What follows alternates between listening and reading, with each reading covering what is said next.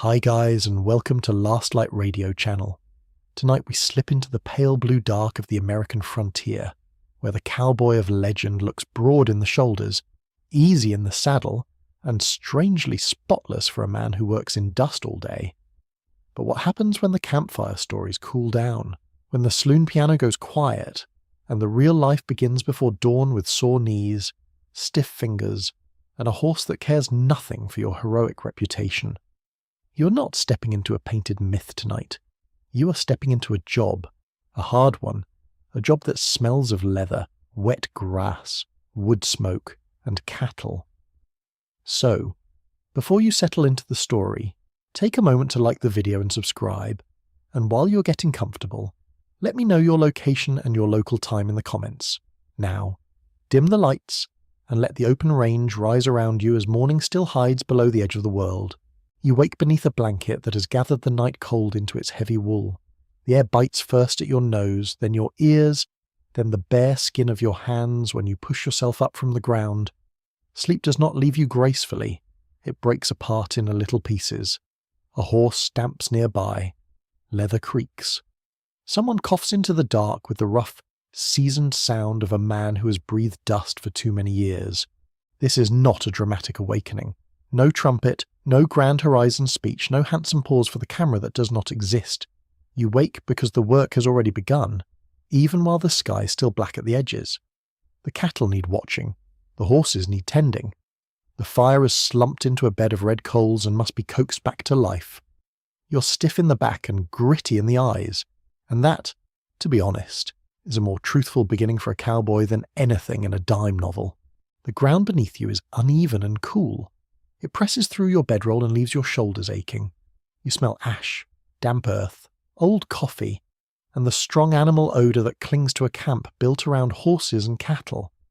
Somewhere out on the range, a steer lets out a long, unhappy bellow. It rolls through the pre-dawn quiet like a complaint sent to the heavens.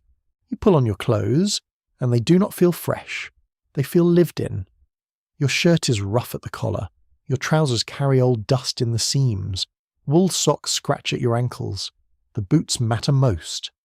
They are not theatrical decorations with mirror shine and silver stars flashing in the moonlight. They are tools, hard leather, narrow enough to slip into stirrups, high enough to guard your lower legs from brush and rubbing tack. If they pinch, too bad. Your feet still have a day's work ahead. Then comes the hat, wide-brimmed and practical. It is less about style than survival. It keeps off sun, light rain, and some of the wind-blown grit that would otherwise settle into your eyes and hair. Popular culture would later make the cowboy hat almost holy. Out here, it is simply useful. That is the pattern of the whole life, really. The glamorous parts are usually just equipment that lasted long enough to become famous. You kneel near the fire and warm your hands over the small reborn flames. Sparks rise, blink, and vanish. The cook, if your outfit has one, is already moving with more purpose than anyone else in camp. On many cattle drives, the cook was among the most important figures because a hungry, tired crew turns sour quickly. He works from the chuck wagon, that rattling kitchen on wheels that carried pans, beans, coffee, flour, bacon, and the stubborn hope of regular meals. Historians agree the chuck wagon became a defining feature of trail life after Charles Goodnight helped popularize it in the late 1860s. It was not fancy, but to a tired cowboy it might as well have been a rolling palace. Breakfast reaches you in simple forms. Coffee first, black and strong enough to feel like punishment with benefits, then biscuits, beans, salt pork, or whatever the supplies and circumstances allow. The food is hot, and that makes it wonderful. Smoke drifts through the camp and catches in your throat. Bacon fat hisses in the pan. Tin cups tap against wagon wood. Men speak in low voices because nobody is fully human yet. You eat quickly, because lingering is for people with softer jobs. The coffee tastes burnt and bitter, but it pushes warmth into your chest. The biscuit is dense enough to repair a fence. You chew anyway. Hunger is the best cook on the frontier. That old saying survives for a reason. Around you, the camp slowly reveals itself as dawn loosens the dark. Blankets, saddles, rope, iron pots. bedrolls, wagon wheels with dried mud clinging to the spokes. Horses stand with patient, tired outlines, their breath pale in the chill. A cowboy's horse is not merely transportation. It is partner, co-worker, and sometimes the only creature nearby with enough sense to mistrust a river crossing. You learn the feel of your horse's moods through the reins and saddle, through the way it shifts weight, flicks its ears, or resists a sound you have not yet noticed. There were many kinds of horses used in the West, but sturdy stock horses were valued for quick movement and steady nerves around cattle. Historians still argue whether the popular image of the perfect cowboy horse has been polished too neatly by later ranch culture. Real working horses varied widely in size, breeding, and temperament, and some were probably just as opinionated as the men riding them. Anyone who has ever tried to saddle a half-awake horse on a cold morning would tell you the romance disappears very fast. You move to the remuda, the herd of spare horses, and the smell hits first. Warm hide, churned soil, manure, wild grass. It is not pleasant in the ordinary sense, but it is honest. The animals shift and sidestep in the faint light. Their coats catch the first grey wash of morning. Rope slides against your palm. Leather thongs knock softly against a saddle horn. Every sound feels close and dry and intimate. This is the kind of life outsiders often misunderstand. They imagine constant gunfights, daring pursuits, and a heroic loneliness filled with sunsets. In reality, the cowboy's day began with chores. Repetitive, physical, necessary chores. Saddling, feeding, checking tack, watching animals. Repairing small problems before they become big ones. A loose strap can matter more than bravery. A missing horse can ruin a day faster than any outlaw. The cowboy of the late 19th century was above all a labourer. Many worked long cattle drives from Texas north to railheads in Kansas. Others stayed on ranches, mending fences, branding calves, breaking horses, and moving stock between pasture and water. The work shifted with season and place, but the common thread was effort. Endless, dusty effort. Even the word cowboy had a complicated standing. In some settings it suggested a low-paid hand rather than a grand frontier hero, not exactly the title of a golden prince. As the sky lightens to pearl and pale pink, you can finally see the country around you. The land stretches wide, but not always gently. Grass ripples in thin waves under the breeze. Low shrubs clutch the earth. The horizon seems far enough away to belong to someone else. A few birds begin their nervous morning calls. The smell of dew lifts off the ground, mixing with smoke and stock. It is beautiful. Yes, but beauty here does not excuse you from work.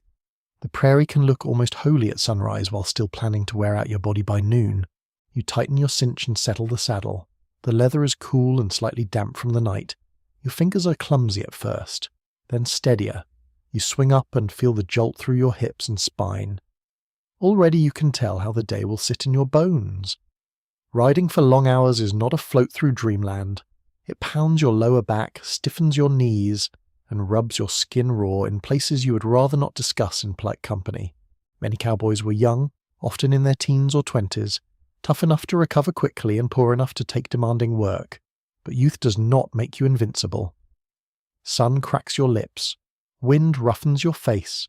Sweat dries into salt on your shirt. Saddle sores can turn every movement into a private argument with your own body. Some men wrapped chafed areas with cloth or greased leather to soften the rubbing.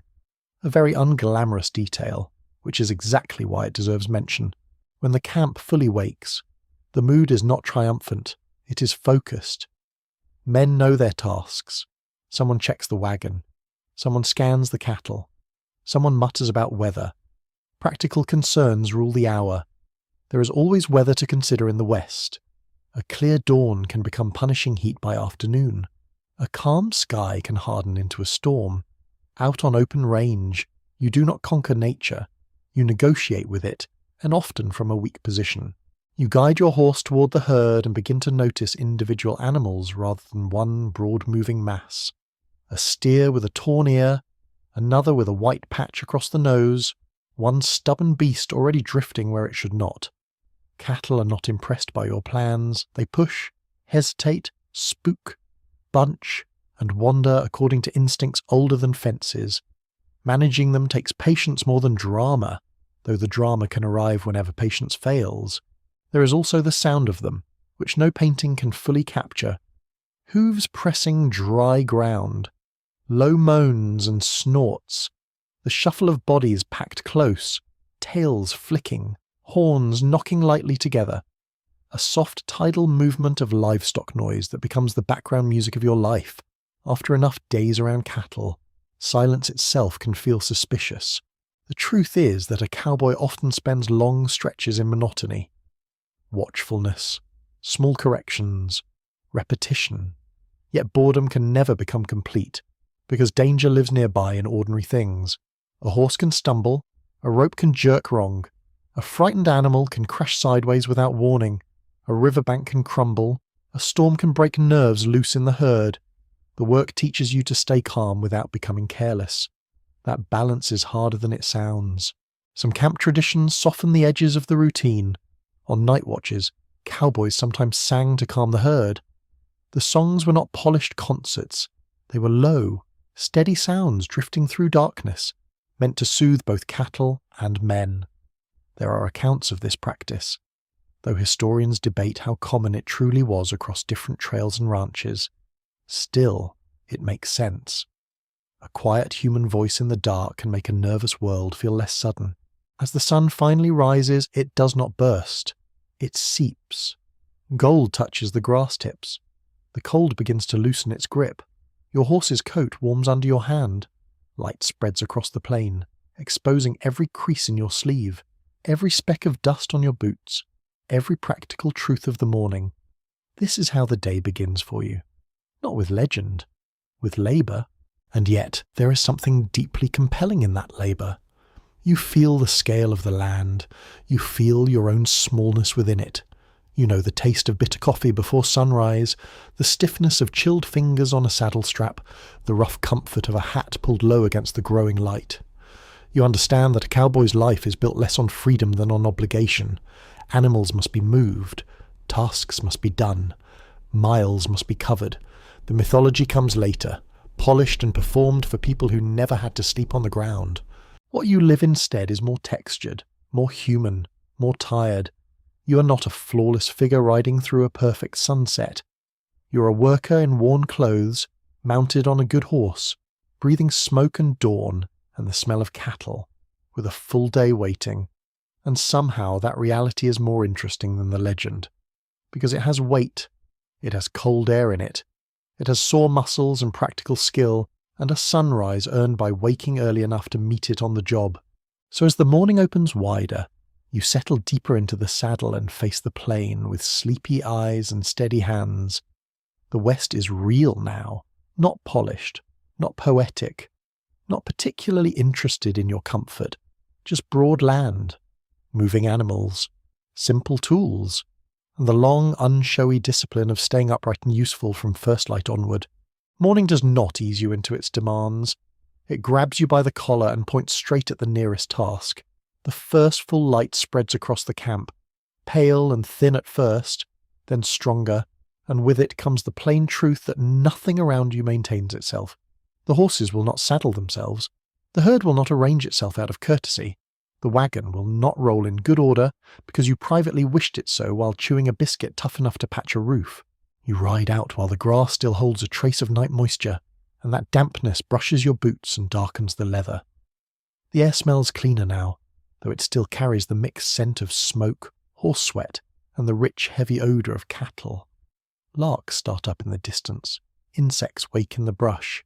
Somewhere near the wagon, a pan clatters against the iron, and someone mutters with the weary offence of a man who has already misplaced something important.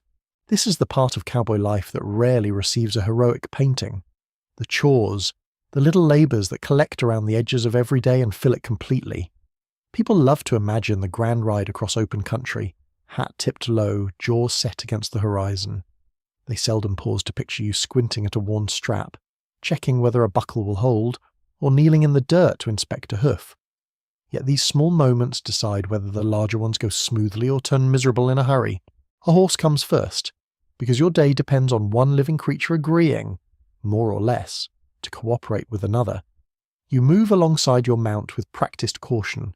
Even a familiar horse can sidestep or pin its ears when it feels sour. You run a hand over the shoulder, down the leg, around the fetlock, feeling for swelling, heat or tenderness. Dust clings to the coat in fine streaks. The hide twitches under your palm. Flies have already begun their daily campaign of irritation. The saddle blanket goes on, then the saddle itself, heavy and solid, smelling of oil, sweat, and old weather. Real cowboy saddles were built for work, not for decoration. They needed sturdy trees, secure seats, and horns useful for handling rope. Some were plain, some better made than others, but most were judged by endurance rather than beauty. Historians generally agree that practical regional styles varied more than popular movies later suggested. The famous look existed, yes, but daily use tended to smooth out fashion into function. You tighten the cinch a little, pause, then tighten it again. Any horse worth respecting knows how to puff its belly and pretend innocence. It is one of the oldest tricks in the animal world. A man who fails to notice may find himself riding a slowly loosening saddle across uneven ground. That tends to improve alertness, though not in a cheerful way. Next comes the bridle. Metal bit. Leather reins. Cheek straps worn soft where hands have handled them over and over. Your fingers move by habit. The horse tosses its head once and blows warm breath across your wrist. The sound is sharp and damp in the cool air. You settle the headstall and check every point. Small errors turn into large punishments when miles begin stacking up. Around you, other men are busy with similar routines. One stoops to retie a bedroll behind the saddle. Another curses softly at a stirrup leather that has twisted itself into an insult. A third is already driving a few restless animals back toward the main body of the herd. Nobody speaks much unless needed. There is too much to do, and everyone understands the sequence of it. Camp life often depended on that unspoken rhythm. Men learned each other's pace, temper, and usefulness quickly. On a trail drive, there was not much room for deadweight or theatrical personalities who preferred talking about work to doing it. Once mounted, you are not free, you are assigned. A cowboy hand might circle the herd, keep drifted cattle from wandering, help align movement, or take a specific watch position, depending on the drive or ranch routine. Labor was distributed by need and rank. The trail boss made decisions. A ramrod or foreman might supervise details. The cook ruled his wagon like a small kingdom. The hands did what the day required. Your horse picks a careful path through bunch grass and bare patches of soil packed hard by hooves. The land here is open enough to feel immense, but not empty. Every part of it contains work. A broken branch near the water source, tracks in the mud, a gap where animals push too close through a line. Even silence has meaning. If the birds rise suddenly or the cattle go too still, you pay attention. The herd itself needs constant persuasion. Cattle do not move as one obedient mind. They shift by pressure, sound, habit, fear, thirst, and stubbornness. A few drift left, others lag. Some push too fast at the wrong moment. You angle your horse, guide with your body, your voice, and the quiet authority of practiced movement.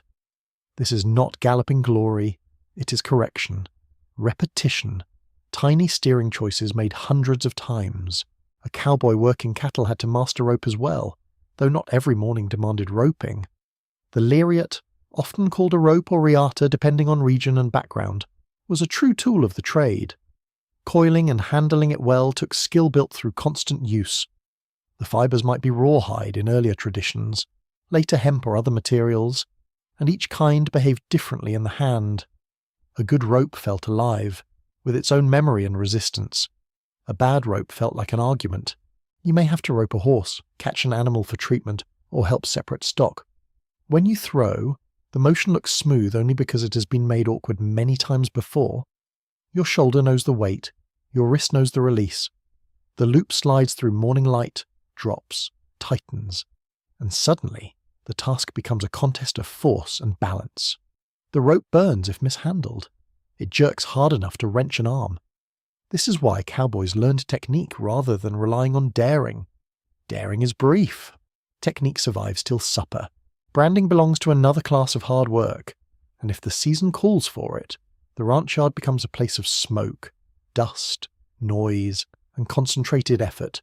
Calves bawl, horses dance sideways, men move quickly around fire-heated irons and struggling animals. The smell is unforgettable. Hot metal, singed hair, churned dirt, sweat. Branding identified ownership on open range where herds mixed and grazed over broad country. It was economically essential, though not elegant. People often picture the cowboy as mostly wandering, but ranch labour included many such grounded tasks where the worksite was crowded, noisy, and intensely practical. Scholars still disagree about how much various ranches standardized their methods and how much local custom shaped daily labour. The West covered a vast geography, and conditions in Texas, Wyoming, New Mexico, or Montana could differ sharply. The classic cowboy image flattens these differences into one costume and one attitude, as if an entire region shared the same weather, wages, and work rhythms. Real lives rarely fit so neatly into one hat size. You dismount now and then during the day, and every dismount reminds you that riding is only one part of the labour. There are gates to manage, though fencing became more common in later years. There are tangles to cut loose. There are stubborn animals lodged where they should not be. There is tack to adjust, straps to mend, and small field repairs that cannot wait for convenience. You bend, lift, haul, drag, and brace. The work moves from saddle muscles to back muscles to forearms without asking your permission. By mid-morning, your shirt begins sticking between the shoulders, dust gathers at the corners of your mouth, your hatband grows damp with sweat, the sun lifts higher and turns the ground brighter, flatter, harder to study at a glance. Heat begins climbing off the earth in a faint wavering shimmer. You can smell dry grass baking. The horses smell warmer too, not unpleasant exactly, but strong and alive. Leather softens under the sun and darkens where sweat touches it. Cowboys did not dress to impress a future camera crew, they layered for necessity. Shirts were usually made of wool, cotton, or flannel depending on season, means, and supply. Trousers took abuse from riding and brush. Chaps helped protect legs during certain kinds of work, especially in thorny country or rough weather, though not every cowboy wore them all the time. Gloves could save a hand from rope burns and splinters, but men varied in habit and preference. Clothing in the West was often a matter of what you could get, what you could afford, and what lasted. One quirky detail from the cattle trails is how important small comforts became. A man might treasure a decent pocket knife, a lucky bandana, or a particular way of rolling his bed. Tiny personal habits helped impose order on rough conditions. Some cowboys carried hair tonic, perfumed soap, or other grooming items when possible, which feels mildly funny only if you imagine all frontier workers as cheerfully devoted to grime. Most people, then as now, preferred not to smell like a stable every hour of the day. The problem was that the stable usually followed you. The social order of the crew reveals itself during labour. Experienced hands work with a spare confidence. Younger men overreach, then try to hide it. A green rider may grip the reins too hard, move too late, or let his attention wander. Others notice. They always notice. Cowboy life had room for humour, but it was often dry, needling and unsentimental.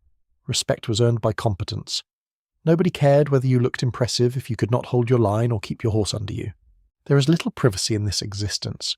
Your mistakes happen in front of others, your fatigue shows, your habits become camp knowledge within days. If you complain too much, someone rolls his eyes. If you boast too often, someone waits for reality to correct you. This may sound harsh, but crews depended on trust. When cattle spooked or weather changed, men had to read each other quickly. Reliability mattered more than charm. Toward noon, a new set of chores often emerges: watering stock, checking a grazing area, sorting animals, loading supplies, tending a sore-backed horse, helping the cook gather fuel, or repairing wagon gear. The chuck wagon was not simply a food cart, it was supply centre, tool chest, medicine shelf, and social anchor. Flour sacks, Coffee beans, Dutch ovens, dried fruit, bacon slabs, spare utensils, and bits of hardware could all be found there if the drive was well provisioned. The wagon also carried the emotional gravity of camp. Men drifted toward it because it meant food, routine, and the nearest thing to domestic order on a restless trail. A ranch hand's pay did not match the legend. Many cowboys earned modest wages, often around $30 to $40 a month in the late 19th century, sometimes more, sometimes less, depending on place and period. Board was usually included, which helped, since there were not many restaurants scattered across the prairie waiting for your custom. Still, it was not a path to quick fortune. The romantic myth of the free-roaming cowboy disguised the fact that most were wage workers with demanding jobs and limited savings. You might look magnificent against a sunset and still be underpaid. A timeless labour problem, really. As the hours lengthen, the repetitive nature of the work becomes almost meditative. Hoofbeats, creaking leather, a low whistle to move stock, the soft slap of reins against your thigh, the dry rattle of seed heads against boots. Your senses narrow and sharpen together. You taste salt on your upper lip. You hear flies buzz near the horse's eyes. You feel the saddle pressing one hip slightly more than the other. Time is measured not by clocks but by light, heat, and the changing behaviour of animals. Yet monotony never becomes full peace. A steer can break suddenly from the herd. A horse can shy at a snake, a shadow, or nothing you ever detect. A rope can snag where it should slide free. A cinch can loosen. A wheel can crack. Life out here is full of almosts. Almost trouble, almost calm, almost enough rest. You live inside that narrow margin and learn to value steadiness over excitement. By the time the sun sits high and fierce, you realize what cowboy work really is beneath the legend. It is maintenance, guidance, endurance. It is caring for living creatures that do not understand payroll or planning. It is using your own body as the hinge between animal force and human intention.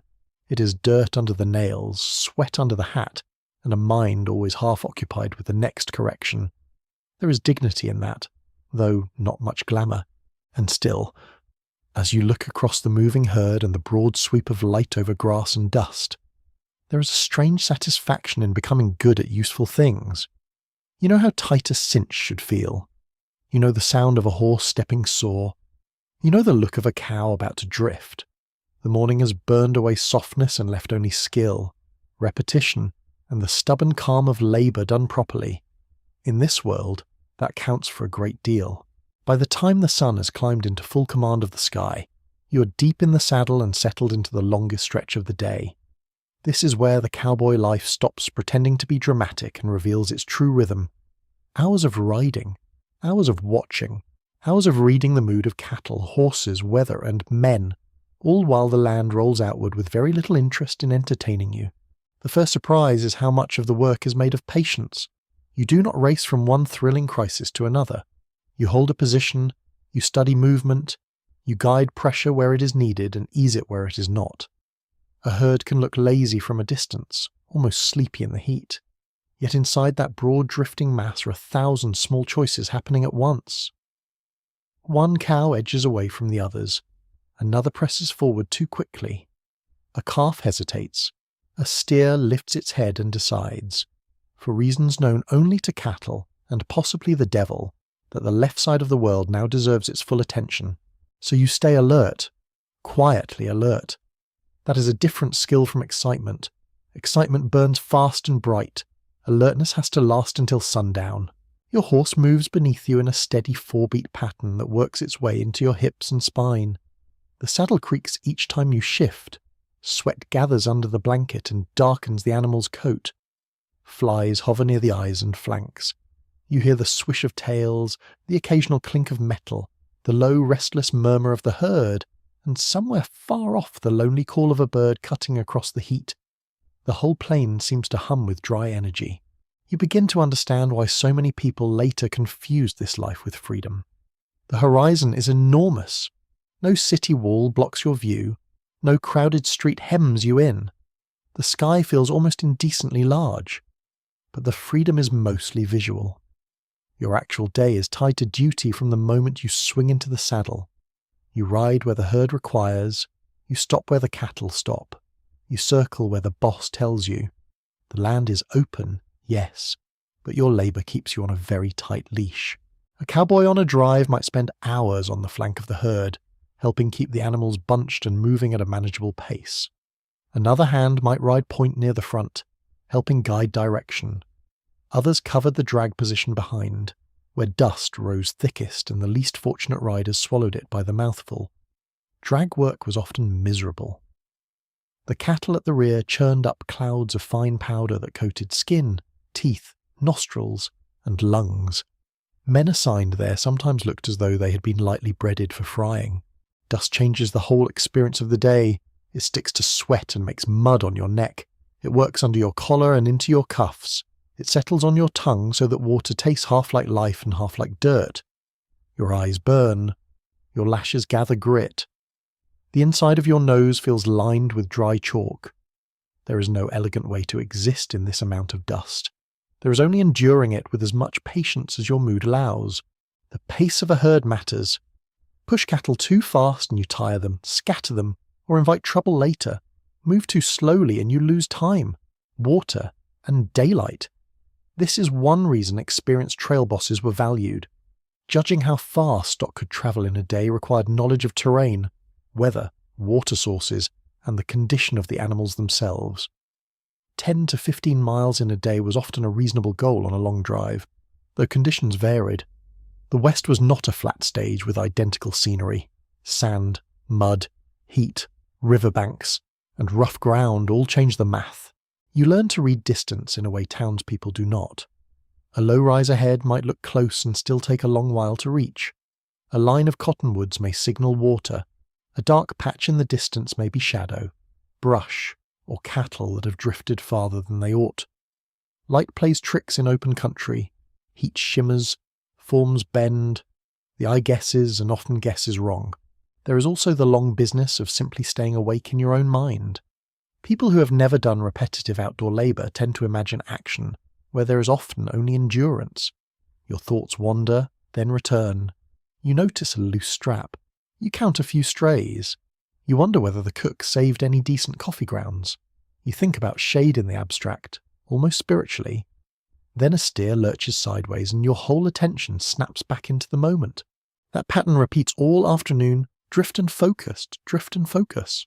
Some cowboys talked or sang when the work allowed. Some rode mostly in silence. Trail crews were not identical in temperament. One outfit might be full of jokers, another might keep conversation clipped and practical. There were certainly stories traded in camp, but daytime work often left a little room for long speeches.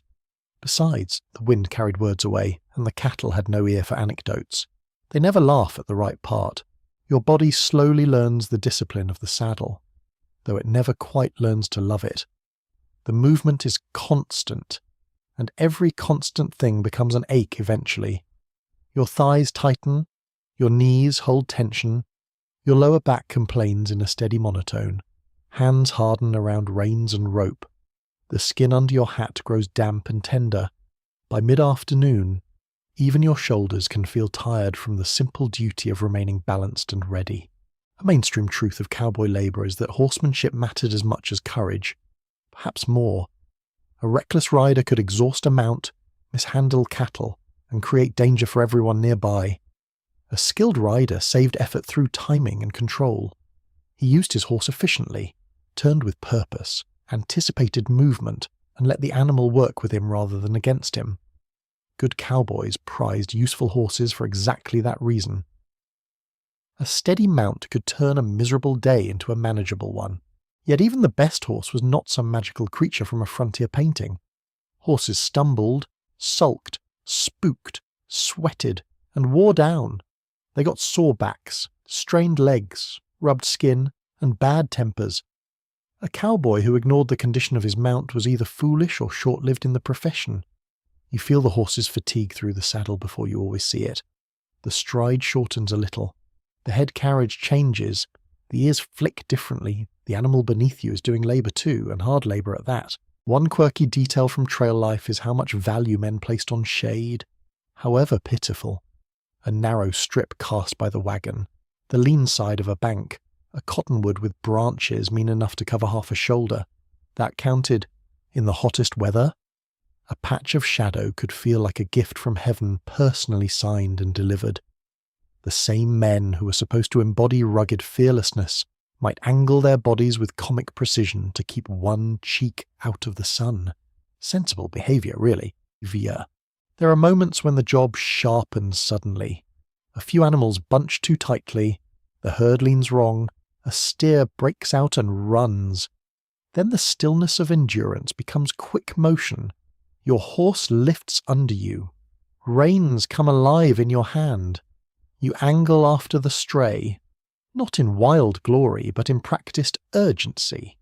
You do not need a duel. You need a turn. The trick is to get ahead, shape the animal's path, and bring it back without setting off a chain reaction among the others. This work requires knowing how prey animals think. Cattle respond to pressure and openings. Push too hard from behind and they bolt forward. Threaten from the wrong angle and they veer wide. Approach correctly and you can influence them almost gently, though gentle in this case still involves a horse, dust, and a significant amount of persuasion. Watching expert riders work stock could look effortless. It was not effortless. It was practiced to the point of disguise. Historians still debate how much the later myth of cowboy individualism hid the cooperative nature of the job. The image of one lone rider against the West became famous, but real cattle work usually relied on teams. Men covered positions. They trusted one another's judgment. A weak hand or careless rider could disrupt the entire operation. Even the most self-contained cowboy depended on the crew, the cook, the remeader, and the chain of labour that kept animals moving from one place to another. As the afternoon stretches, the weather begins to matter in more detailed ways. Wind from the wrong direction can put cattle on edge. Sudden heat can tire them faster. A change in smell may hint at water, storm, or another herd. You grow sensitive to the small messages of the plain. The sky is not background scenery here. It is management. It tells you how hard the next hour may become. Clouds can build with astonishing speed.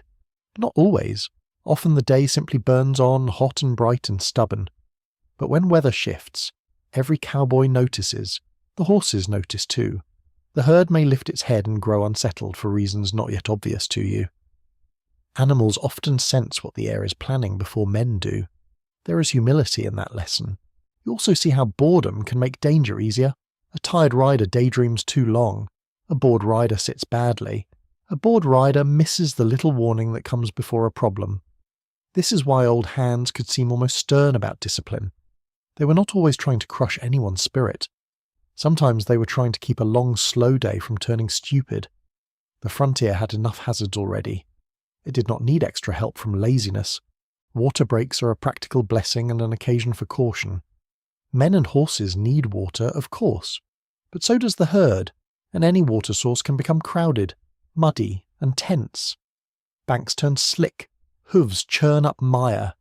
The smell of wet earth rises thick and dark. Cattle press forward. Men shout. Leather strains. If the crossing or watering place is badly managed, confusion spreads quickly. You feel the moisture in the air, cooler and richer than the dry grassland. And still there is no true relaxation in it. Food during the long day is usually simple, portable and unsentimental.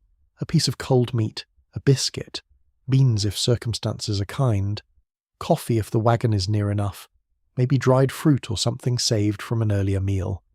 Nobody on the range expects a graceful luncheon. You eat because your body needs fuel, not because the hour has arranged itself prettily. Dust still finds its way into the meal. That is practically one of the seasonings. The sunlight by late afternoon changes colour. It softens from white to gold. Shadows lengthen under the cattle. The landscape becomes less harsh to the eye, though not always kinder to the body. Fatigue has accumulated by now in layers.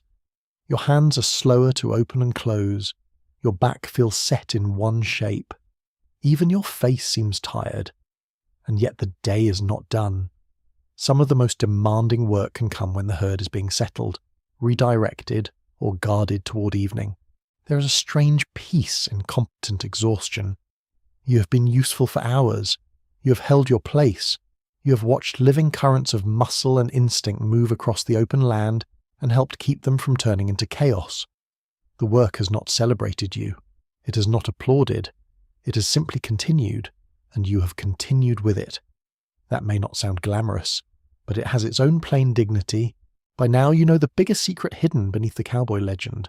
The life was not made of constant excitement. It was made of long attention, of measured movement, of sore legs, dry lips, dust-coated teeth, and a mind trained to remain present even when the world looked the same for miles.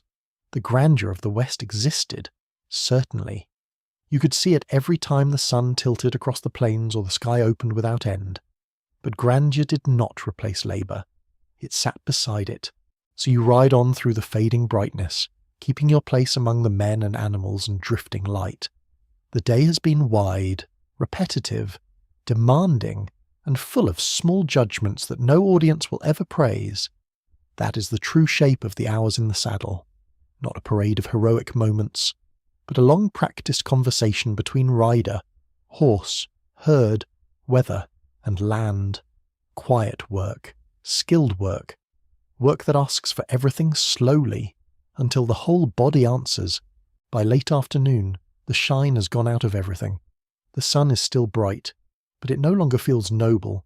It feels personal. It leans on your shoulders, works into your collar, and turns every metal buckle into a small insult. This is the hour when the cowboy's image starts to crack in the heat and reveal what the job truly costs. Not only in effort, but in clothing, skin, wages, and pride. You do not dress like a storybook hero. You dress like a man trying not to be rubbed raw by his own livelihood. Your shirt sticks to your back. The fabric has been washed when possible. But out here, clean often means less dusty than yesterday. Sweat dries white at the seams. Your trousers are worn shiny in the places where saddle leather has pressed them flat day after day. The knees hold old creases. The cuffs carry burrs, dried mud, and whatever bits of the range have chosen to travel with you. Boots suffer worst of all. The leather takes dust until the colour changes, then heat until it hardens, then sweat until it softens again in all the wrong places. Soles wear thin, heels twist, stitching gives way. A good pair matters, because your feet are the quiet machinery under everything else. Yet boots cost money, and money is always slightly shorter than you would like. A cowboy learns to inspect leather with the seriousness of a banker studying ledgers. A split seam is not just a nuisance. It is future misery already scheduled. That is the unromantic truth of wages. For many working cowboys in the late 19th century, pay was modest. $30 a month was common enough to be remembered, though some earned less and some a little more depending on region, season, skill, and employer. Board usually came with the job, which sounded generous until you remembered the alternative was cooking for yourself while moving cattle across half the continent. The meals and the bedroll saved you from spending cash, but they did not make you rich. Far from it. A cowboy might look broad-shouldered and impressive while carrying less money than a shop clerk with cleaner fingernails. The gap between image and income is almost funny.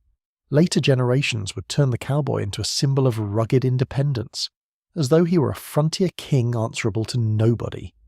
In reality, most cowboys were wage labourers. They worked for ranch owners, trail bosses, and cattle companies. They followed orders. They counted days. They lost pay if they drifted off, caused damage, or quit badly. Freedom existed mainly in the scenery. You feel this most when some piece of gear begins to fail. A glove splits along the palm, a spur strap cracks, a shirt tears near the cuff, a hat loses shape in the weather. None of these failures are dramatic enough for legend. All of them matter. Clothing in cowboy country had to survive sun, rain, brush, rope, saddle wear, and repeated rough handling. A man who dressed too delicately soon looked like a joke delivered by dry grass and horse sweat. The familiar outfit of the cowboy was practical first. Shirts could be wool or cotton, depending on weather and supply. Wool was hot when the day burned, but it held warmth in the cold and wore better than many lighter fabrics. Trousers had to allow movement and endure friction.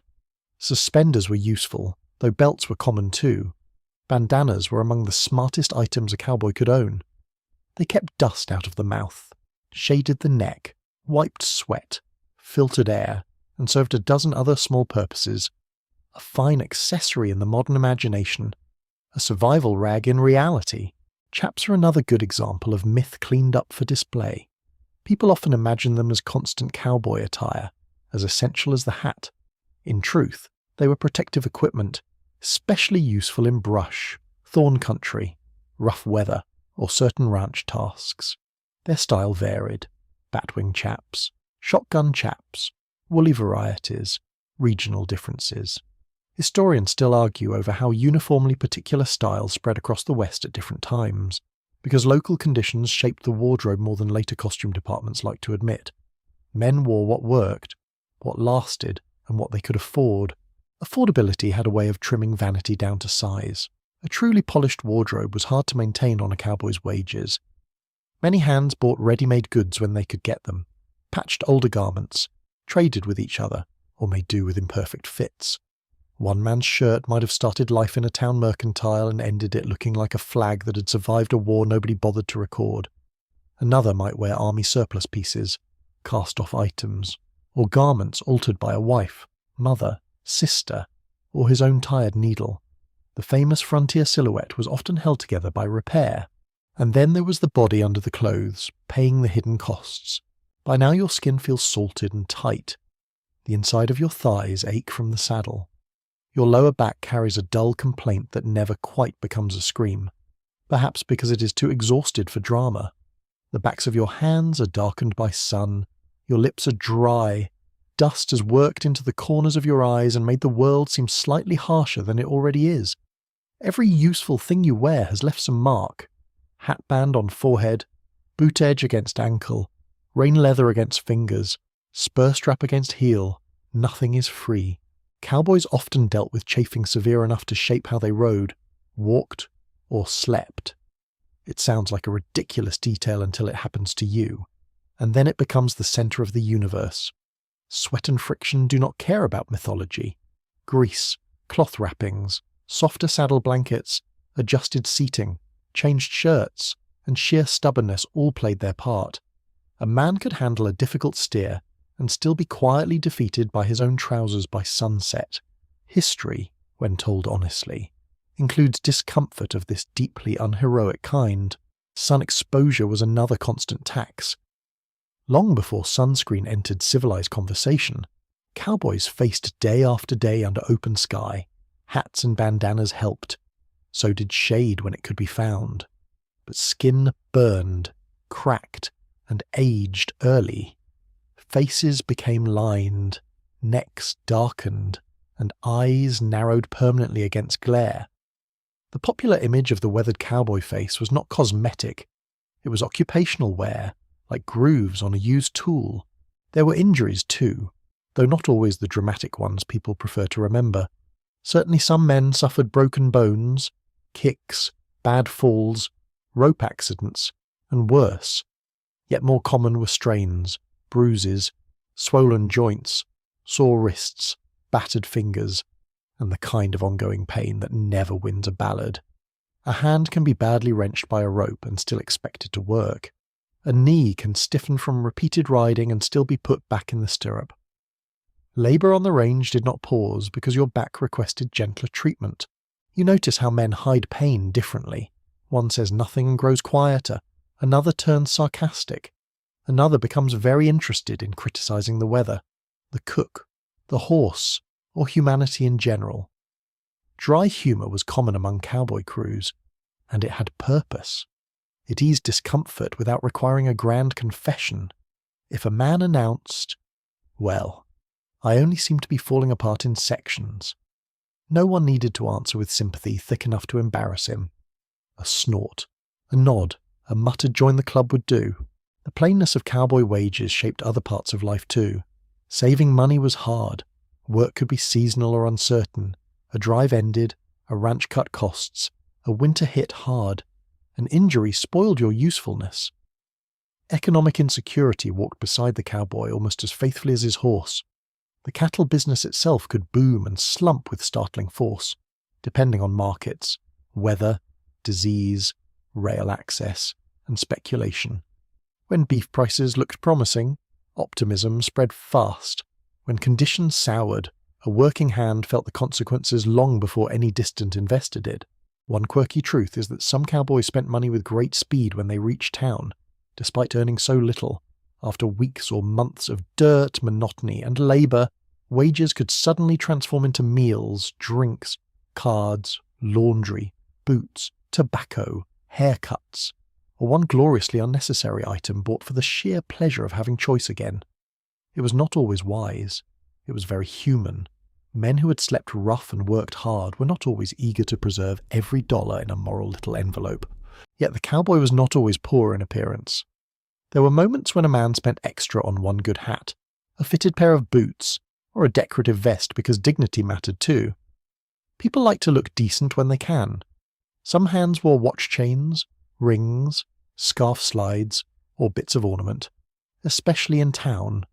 Spanish and Mexican vaquero traditions also influenced style in richer ways than later simplified myths acknowledged. Silver-worked gear, embroidered elements, and regional flourishes all existed, though not every ordinary working hand owned such finery. Historians increasingly stress how much cowboy culture owed to Mexican horsemanship, vocabulary, and material traditions. The American legend often borrowed the look while pretending it had invented the life. The divide between ranch owners and ranch hands could be wide. Owners worried about profits, land, stock numbers, rail contracts, and expansion. Hands worried about getting paid, keeping a usable horse, finding tolerable food, and not being thrown into the ground at speed. They lived in the same broad system but from very different heights. A cowboy could be central to the labour and still remain near the bottom of the economy built on that labour. That too is a timeless arrangement. As the heat begins to ease only slightly, you become aware of smell again, not the morning scent of dew and smoke, but the full afternoon blend of dried sweat, hot hide, leather oil, dust, and sun-struck grass. Your clothes hold it, your gloves hold it. Even your hat seems to have absorbed the day. If you get close to a water barrel or a creek crossing, the cool smell of mud and green growth can feel almost luxurious. Clean water to wash in is never taken lightly. A proper bath can approach the level of spiritual restoration. Laundry, of course, was another practical problem. Clothes got filthy quickly, on the trail. Washing depended on water, time, soap, weather, and willingness. Some men rinsed garments when they could and wore them damp. Others delayed until they positively threatened public order. A common frontier standard of cleanliness was not filth for its own sake, but limited opportunity. People with modern plumbing tend to judge too freely. You try scrubbing dust and sweat from heavy work clothes in cold water after 10 hours in the saddle and see how lyrical you remain. There was also the question of status among cowboys themselves. The better riders and more experienced hands might earn slightly more respect, or occasionally a bit more money, but the profession did not offer endless ladders upward. A few men became foremen or settled into ranch management. Some saved enough to try their own modest operations. Others drifted from ranch to ranch, season to season, never quite building security. The open range was full of movement, but not always advancement. This made the cowboy's pride a curious thing. It did not rest on wealth. It could not rely on comfort. It was built instead from competence, toughness, and reputation among peers. Can you ride well? Can you read stock? Can you handle a rope? Can you work without whining every 5 minutes? Can you stay useful in weather, dust, heat, and confusion? These questions mattered more than elegance. A man might own little, and still guard his standing fiercely if he knew he had earned it in the saddle.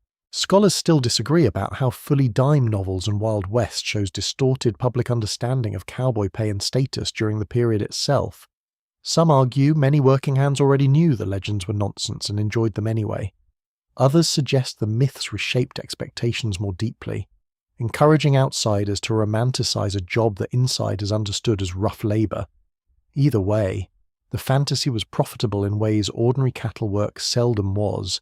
The afternoon light softens further, and your clothing now feels less like attire than like a second hide, warm and worn and carrying the record of the day. Every crease tells on you. Every stain is evidence.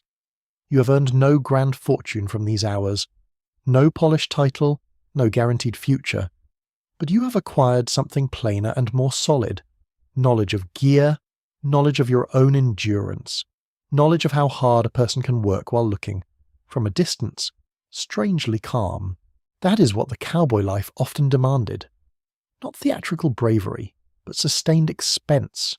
You spent boots, you spent shirts, you spent skin, you spent strength, you spent daylight. For modest pay, uncertain prospects, and the chance to keep doing it again tomorrow. Yet in that rough bargain there remained a stubborn kind of dignity, because the work was real, the cost was real, and no amount of later myth could quite hide the hard-worn truth stitched into every faded sleeve and dust-coated heel. By evening, the light begins to loosen its grip on the plains, and the whole world seems to exhale through dust and smoke. This is when the camp gathers itself. The cattle settle in a broad, uneasy mass. Horses stand with lowered heads, sides dark with sweat, tails flicking at flies that still refuse to admit the day is ending. Men drift toward the wagon, and the fire with the slow, slightly crooked walk of people who have spent too many hours in the saddle and are trying not to look as stiff as they feel. This is the hour most people imagine fondly when they think of cowboy life. The campfire, the stars, the easy fellowship, the simple meal. There is some truth in that picture, but the truth is rougher around the edges than the painting. Camp at night can be comforting, yes, though comfort on the range tends to arrive in plain clothes. It smells of coffee, scorched bacon grease, damp wool, horsehide, and wood smoke that follows you so closely it might as well be a relative. The chuck wagon becomes the centre of gravity. During a cattle drive, it mattered more than almost anything with wheels had any right to matter. The wagon carried food, tools, medicines, spare gear, cooking pans, and all the bits of order that kept men from turning into a fully disorganized species. The cook, meanwhile, was treated with a level of respect that hovered somewhere between professional admiration and practical fear. A bad cook could poison morale more effectively than a storm. A good one could make a camp feel almost civilized. You approach the wagon with hunger sharpened by work. The air around it is dense with promise. Beans bubbling in a pot, coffee heating again, maybe salt pork, maybe stew, maybe biscuits if luck and supplies are in generous mood. Tin plates knock softly. A ladle scrapes the bottom of iron. Grease snaps over flame. The smell is so vivid that your stomach wakes up all over again, as if the noon meal had happened to some other man living a better organized life. Trail food was not elegant, but it was essential. Beans were common because they traveled well and fed many. Coffee was nearly sacred. Sourdough biscuits, dried fruit, bacon, salt pork, molasses, and sometimes canned goods rounded out the menu when circumstances allowed. Fresh meat appeared when available, though not always in the glorious form later storytellers suggested. A tough cut cooked in camp had a way of demanding serious chewing and quiet respect. Hunger helped. Hunger always helped. One mainstream fact of cowboy life is that the cook often rose earlier and worked later than anyone else in camp. He kept the kitchen going, managed supplies, and had to produce edible meals under wind, dust, rain, and constant movement. Many crews judged a drive partly by the quality of the cook. There was sound logic in that. A saddle-sore cowboy with hot coffee is at least negotiable. A saddle-sore cowboy without it may begin composing private speeches against civilization. You take your plate and sit where you can, on the ground, near a wagon wheel, on a bedroll, or on an upturned crate if fortune briefly smiles. The first bite arrives without ceremony. Beans, smoky and soft. Biscuit, dense and warm. Meat, salty and welcome. The food carries traces of ash and iron and the day's dust, but it is hot, and that matters more than style. Your hands smell faintly of reins and leather even as you eat. There is no true separation between work and supper. The range lingers on everything. Coffee follows, black, bitter, and strong enough to reset your faith in human stubbornness. It rolls heat into your chest and loosens something in your shoulders. The tin cup burns your fingers at first, then warms them. Men often drank astonishing amounts of coffee on the trail, not because they were connoisseurs studying flavour notes, but because it was hot, reliable, and morale in liquid form. Some accounts from the period make frontier coffee sound nearly medicinal in strength. That was probably the point.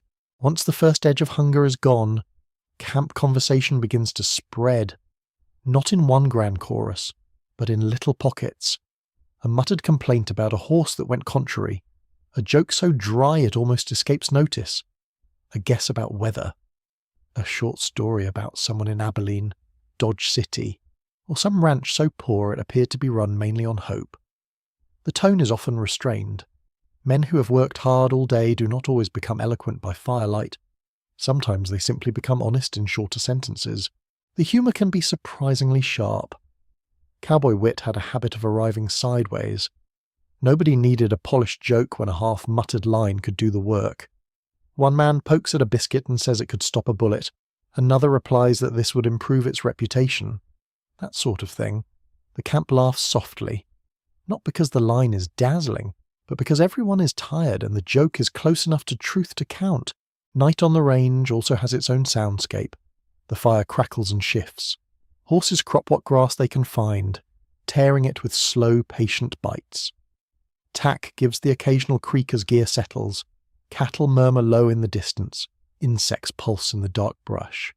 Wind moves through grass with a dry whisper, then falls still again. Without town noise or machine hum, every little sound feels enlarged. The world is not truly quiet. It is simply made of older noises. The smell of the camp changes as darkness deepens. Wood smoke thickens and sweetens. Coffee grounds turn damp and bitter in the pot. Wet canvas, if any has been used, gives off a heavy, earthy scent. Sweat cools on cloth and skin. The horses smell less hot now, more animal than effort.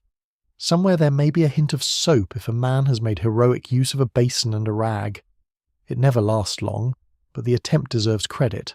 Cowboys on a drive often slept on the ground with bedrolls and blankets rather than in tents. This was practical. Tents took time, space, and effort. A seasoned hand could unroll his bedding, lie down under the sky, and call that sufficient architecture. The bed was not soft, but after enough hours of labour, softness becomes a negotiable luxury. A patch of ground without too many stones can feel strangely generous. Wool blankets carried warmth, lanolin scent, and all the dust of previous nights. The stars matter more out here than they do in settled places. Without city lights, the sky reveals itself in sheer quantity. Thick bands of white, cold, bright points, the faint spill of distant cloud catching moonlight. You can understand why people living on the range often developed a sharper eye for weather and darkness alike. The heavens are not decoration. They are presence. They make you feel both sheltered and very, very small. Some cowboys use the evening to mend gear. A strap needs stitching, a shirt cuff is torn, a boot needs attention before it becomes tomorrow's problem. This work is done by firelight or lantern glow, with fingers less nimble than they were in the morning. Needle, awl, twine, a knife, a bit of grease, quiet concentration. There is a domestic quality to it that the cowboy myth usually skips past. Yet survival on the range depended as much on maintenance as on movement. A quirky truth is that camp could carry tiny traces of luxury, though frontier luxury had a humble scale. A little plug of tobacco set aside and not yet ruined by weather, a small tin of jam, a harmonica, a decent extra pair of socks, a letter folded and unfolded until the crease went pale. Such things could lift the whole atmosphere of an evening. Men who owned very little often assigned real emotional weight to one or two precious items. That is not sentimentality. That is practical tenderness. There were songs too, though not every night, and not always with much polish. On some outfits, someone might sing by the fire or during the night watch. The purpose could be amusement, habit, or the old belief that a calm human voice soothed cattle in darkness. Historians still argue over how commonly cowboys sang to the herd. because the evidence is part memory, part performance, and part later romantic retelling. Still, the image persists for good reason.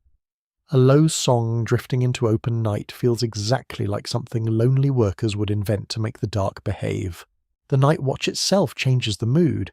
Not everyone sleeps at once.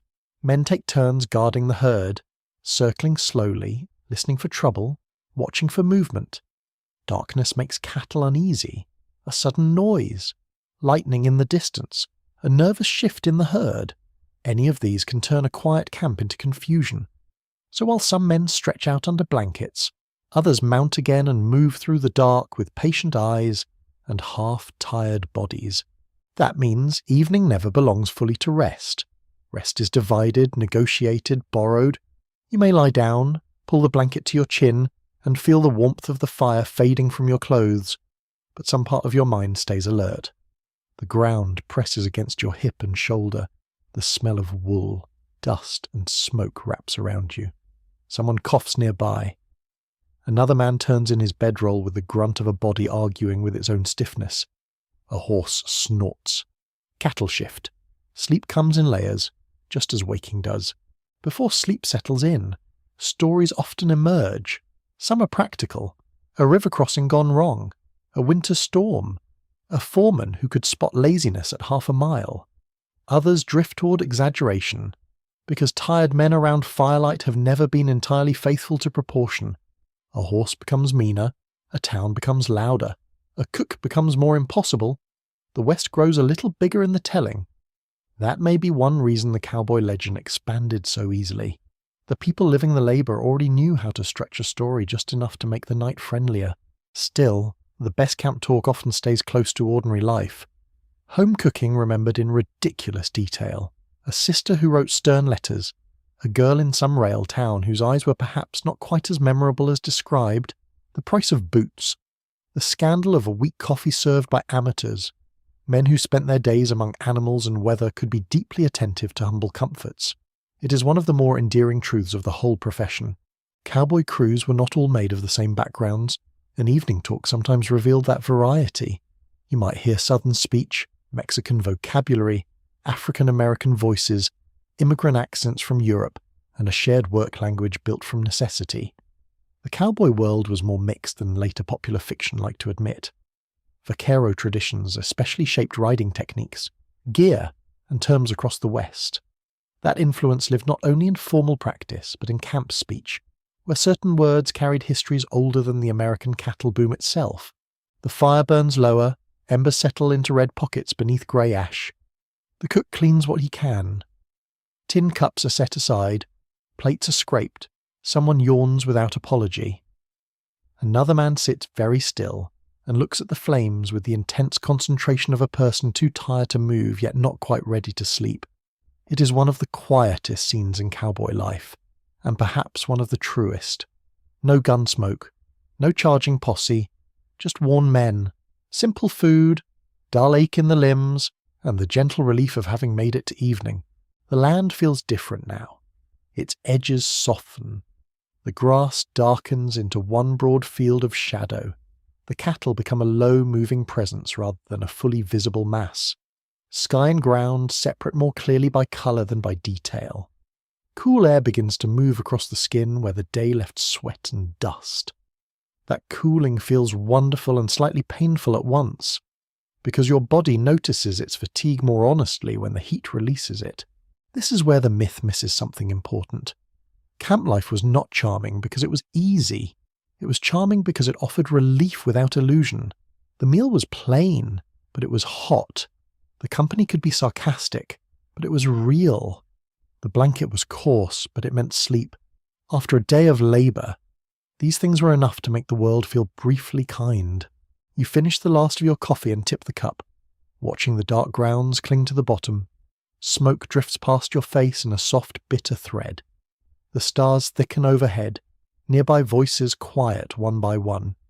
The horses stand calmer now, the fire lower, the night wider. You lie back into your blanket with the smell of wool and ash in your nose and the hard earth under your shoulder. It is not luxury. It is not romance polished for an audience. It is supper, smoke, company, and the deep-earned comfort of simple things at the end of a hard day. Night can look calm right up until the moment it decides not to be.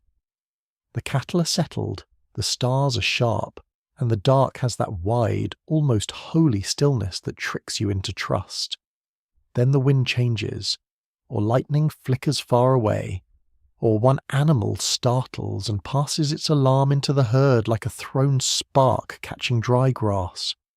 This is where cowboy life stops being merely tiring and becomes suddenly dangerous, with no courtesy warning and very little concern for your plans. You're on watch when the first unease moves through the cattle. It begins as a subtle shift. Heads lift, bodies bunch closer. A low, nervous murmur runs through them. Your horse feels it before you fully understand it. The ears go forward, the neck tightens. The animal beneath you becomes more attentive, and that alone is enough to sharpen your pulse. Horses often sense trouble early, whether from weather, scent, or some ripple of fear too slight for human notice. The darkness is not empty. It is filled with sound, and every sound matters now.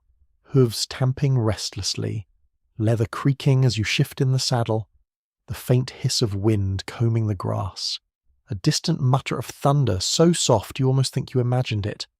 Then another. That one is real.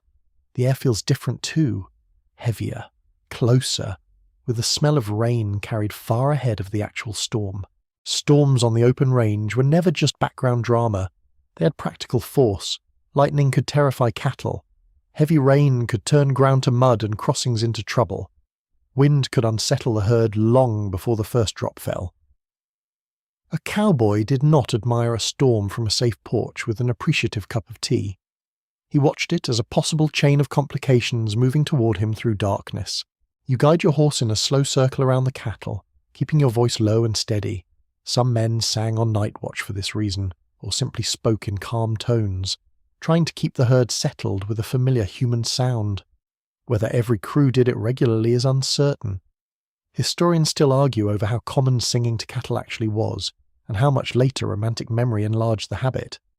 But the idea survives because it makes deep practical sense. A quiet voice can steady nervous animals, and just as importantly, it can steady the man using it. The lightning grows more distinct, now flashing behind clouds in soft white pulses. The thunder follows with less patience. The cattle begin to crowd together and shift as one large, uneasy shape. You smell ozone, wet dust, and the sharp, grassy scent that rises when the wind presses down ahead of rain.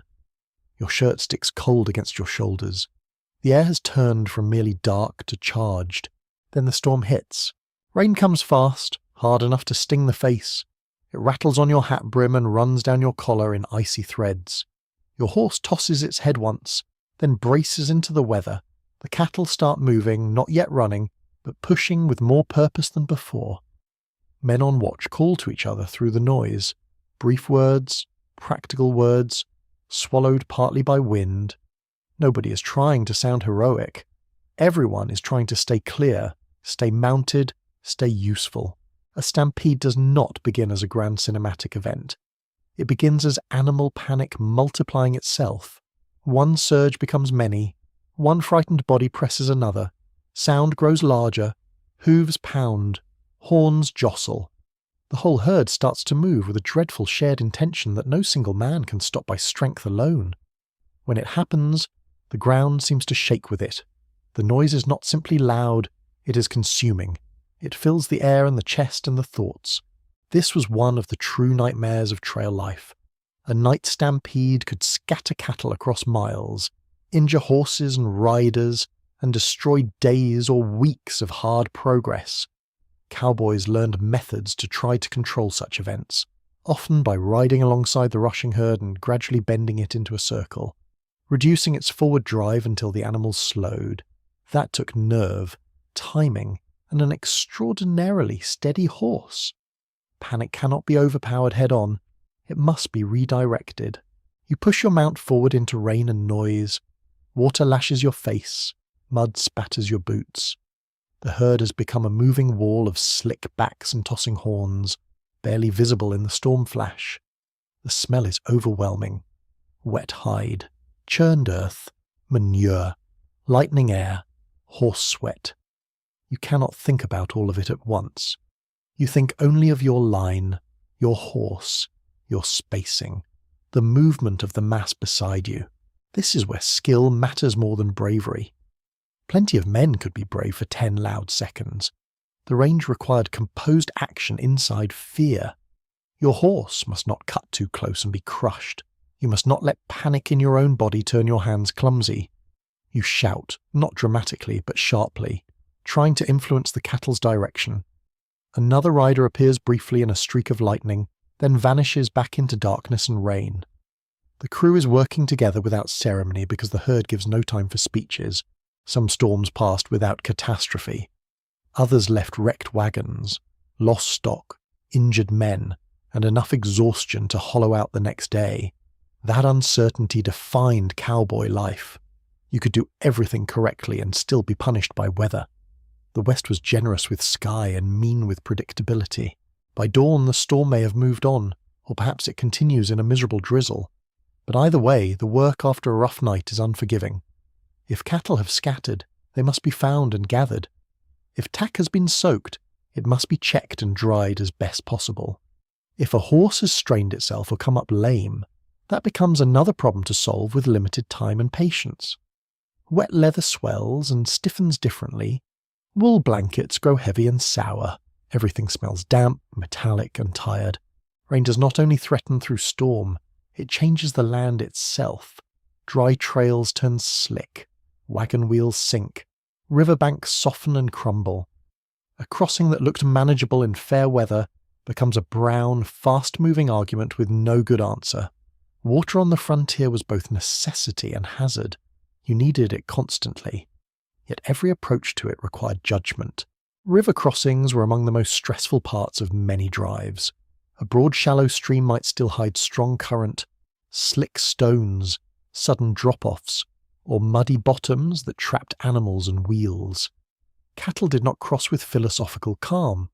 They milled, hesitated, surged, or crowded dangerously. Horses had to trust footing they could not fully see. Men had to guide living traffic into uncertain water while hoping the whole thing did not disintegrate into noise and confusion. You ride down toward a crossing in the grey light after rain. The river is fuller than it was yesterday, brown with silt and moving with quiet force. The smell changes before you reach it. Wet mud, cold water, trampled grass, rotting vegetation along the bank. Frogs call somewhere in the reeds. Insects gather thick over the damp edges. The scene is beautiful in a way that feels slightly insulting, given how much trouble it may cause. The cattle bunch at the bank, reluctant. Their bodies pressed together, warm and steaming faintly in the cool air. Water unnerves them. So do steep entries and uncertain footing. One or two may step in, then veer. Another may attempt to jump entirely beyond reason. Men fan out on horseback, shaping the pressure, choosing a lead animal if possible, pushing without overdriving. Once a few commit, the rest often follow, though follow makes the process sound tidier than it is. The river takes the noise of the herd and mixes it into splashing, snorting, shouted commands, and the slap of water against moving bodies. Your horse steps in, feeling carefully for the bottom. Cold water rushes against its legs. Mud swirls up. The current presses. Leather darkens. Boots fill at once if fortune is not paying attention, which it often is not. A floating branch knocks against a flank. A calf balls. A steer loses footing, recovers, and surges forward with offended force. You taste river water on your lips, gritty and cold. Your hands tighten on soaked reins. The horse's muscles bunch and release under you with each uncertain step. The crossing is never just crossing. It is balance, animal psychology, current, noise, and luck, all briefly tied together by urgency. A wagon behind you creaks and groans as wheels hit the bank. Men yell to one another over the rush. Nobody wastes words. Mainstream accounts of trail drives emphasize storms, rivers, and stampedes because they truly were major dangers. But the quieter truth is that each of these events was terrifying, partly because everything else depended on routine. The cattle business worked through rhythm. Disruption cost time, strength, money, and morale. One bad crossing or one bad storm could undo a surprising amount of orderly labour. There were also dangers less famous but no less real. Prairie fires, for example, could race with shocking speed when grass was dry and wind was strong. A distant line of flame at first looked almost unreal, low and bright against the land. Then smoke thickened. The smell turned bitter, and everyone understood the danger. Cowboys might try to turn stock away, seek burned ground, or set backfires when possible. But fire on open grassland was a cruel moving boundary that did not negotiate. Another hazard came from the land itself through hidden holes, loose rock and unstable banks. A horse could step badly and go down. A rider could be thrown in a place far from help. Snakes were sometimes a risk, though popular stories probably gave them more starring roles than most cowboys would have appreciated. A rattlesnake mattered very much if you almost stepped on it. Otherwise, your larger daily enemies remained weather, fatigue, and livestock with poor judgment. One quirky but very human detail is that men often develop strong opinions about signs of coming trouble. A certain wind smell, a horse's nervous ear flick, the shape of a cloud at dusk, the way cattle settled too tightly. Some swore by these observations with near religious confidence. Others mocked them right up until the storm arrived exactly as predicted. Frontier work encouraged superstition, not because people were foolish, but because uncertainty was constant and pattern recognition felt like control. Scholars still debate how reliable many later dramatic accounts of stampedes and heroic rescues really are. Memoirs, newspaper stories, and show business retellings often polished events into adventure. Yet even after allowing for exaggeration, the hazards themselves were real enough. Men were hurt, herds were lost, weather destroyed plans with rude efficiency. The quiet inflation of some stories should not make us imagine the dangers were invented. It only means human beings have always preferred a better told ordeal. After a hard event, the emotional atmosphere of camp changes. Men grow quieter, equipment gets checked with more care, horses are rubbed down and inspected. Someone counts stock again. Someone mentions a missing animal. Someone says nothing at all and just stares at the ground while chewing slowly. Fear leaves a residue even when the danger passes. You feel it in the hands, still a little tense on the cup or strap. You feel it in the stomach, too hollow or too tight. And still the work continue. That may be the hardest truth of all. The river is crossed, the storm is survived, the cattle are gathered, and now there are still meals to cook, watches to keep, sore horses to tend, wet blankets to dry, miles to cover. The West rarely offered the luxury of full recovery. It offered the next task. As the sky clears toward evening, the land can look freshly washed and deceptively peaceful. Puddles catch the light. Damp grass gives off a green, rich smell. Clouds drift apart in pale gold strips. Cattle graze or stand quietly, as if they had not terrified everyone hours earlier. Your clothes dry stiff with mud at the hem. The leather tack creaks differently after getting wet. Your muscles register the extra strain from gripping, riding hard, and bracing through current or panic. This is what danger on the range usually meant, not glamour, not a perfect chance to prove yourself to an imaginary audience. It meant weather in your face, mud in your boots, a horse working under strain, and the need to stay useful while fear tried to break your rhythm. The cowboy's life was full of such moments, where skill had to rise quickly and the body had to obey despite fatigue. That is where much of the real toughness lived, not in swagger, but in steadiness under sudden pressure. So when the dark comes again and the cattle settle in the cooling air, you hear every small sound with fresh respect. A hoof shifting, a branch tapping in the wind, the murmur of distant water. The West is beautiful, certainly, but it is also changeable, powerful, and completely indifferent to your comfort. You live with that knowledge in your bones, because storms, rivers, and stampedes have a way of writing themselves there.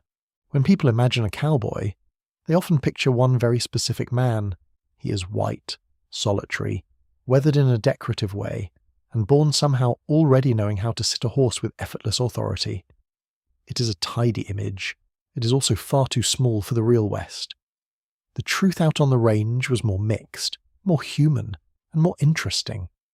The cowboy world was built by many kinds of people, some chasing wages, some chasing distance, some trying to outpace their own past, and some simply taking the work that was available because life had not offered them many softer choices.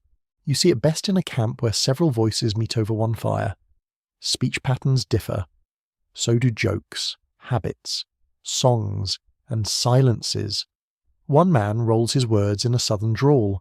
Another carries Spanish terms so naturally that nobody bothers translating them. Another has the clipped sound of German or Irish immigrant speech still shaping his English. Another says little at all, but rides with the calm competence that settles every argument about where he belongs.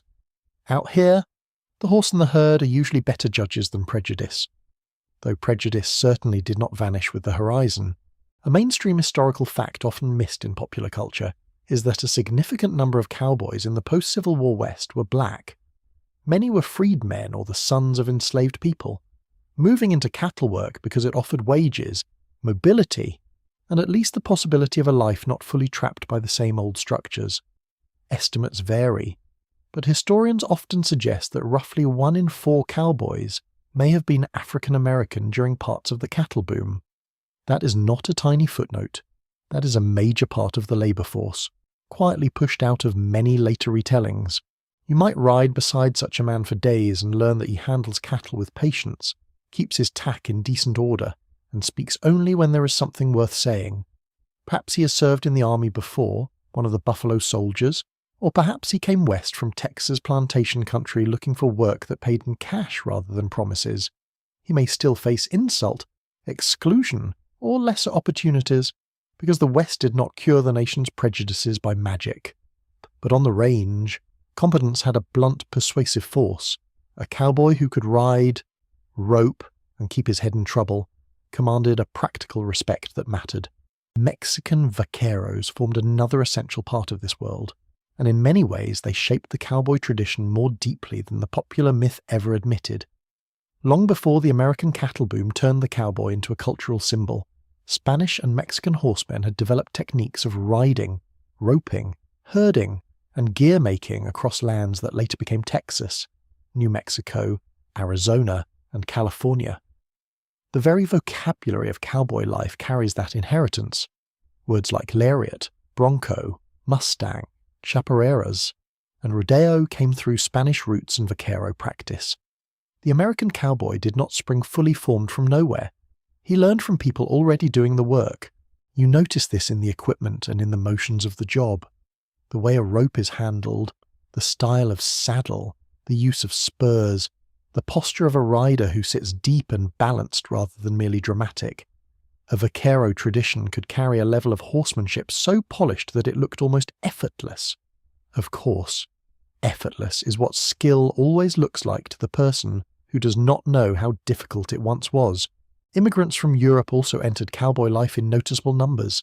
Irish, German, English, Scandinavian, and other newcomers found ranch labour waiting in certain regions, especially as railroad expansion, land hunger, and cattle markets created demand for hands.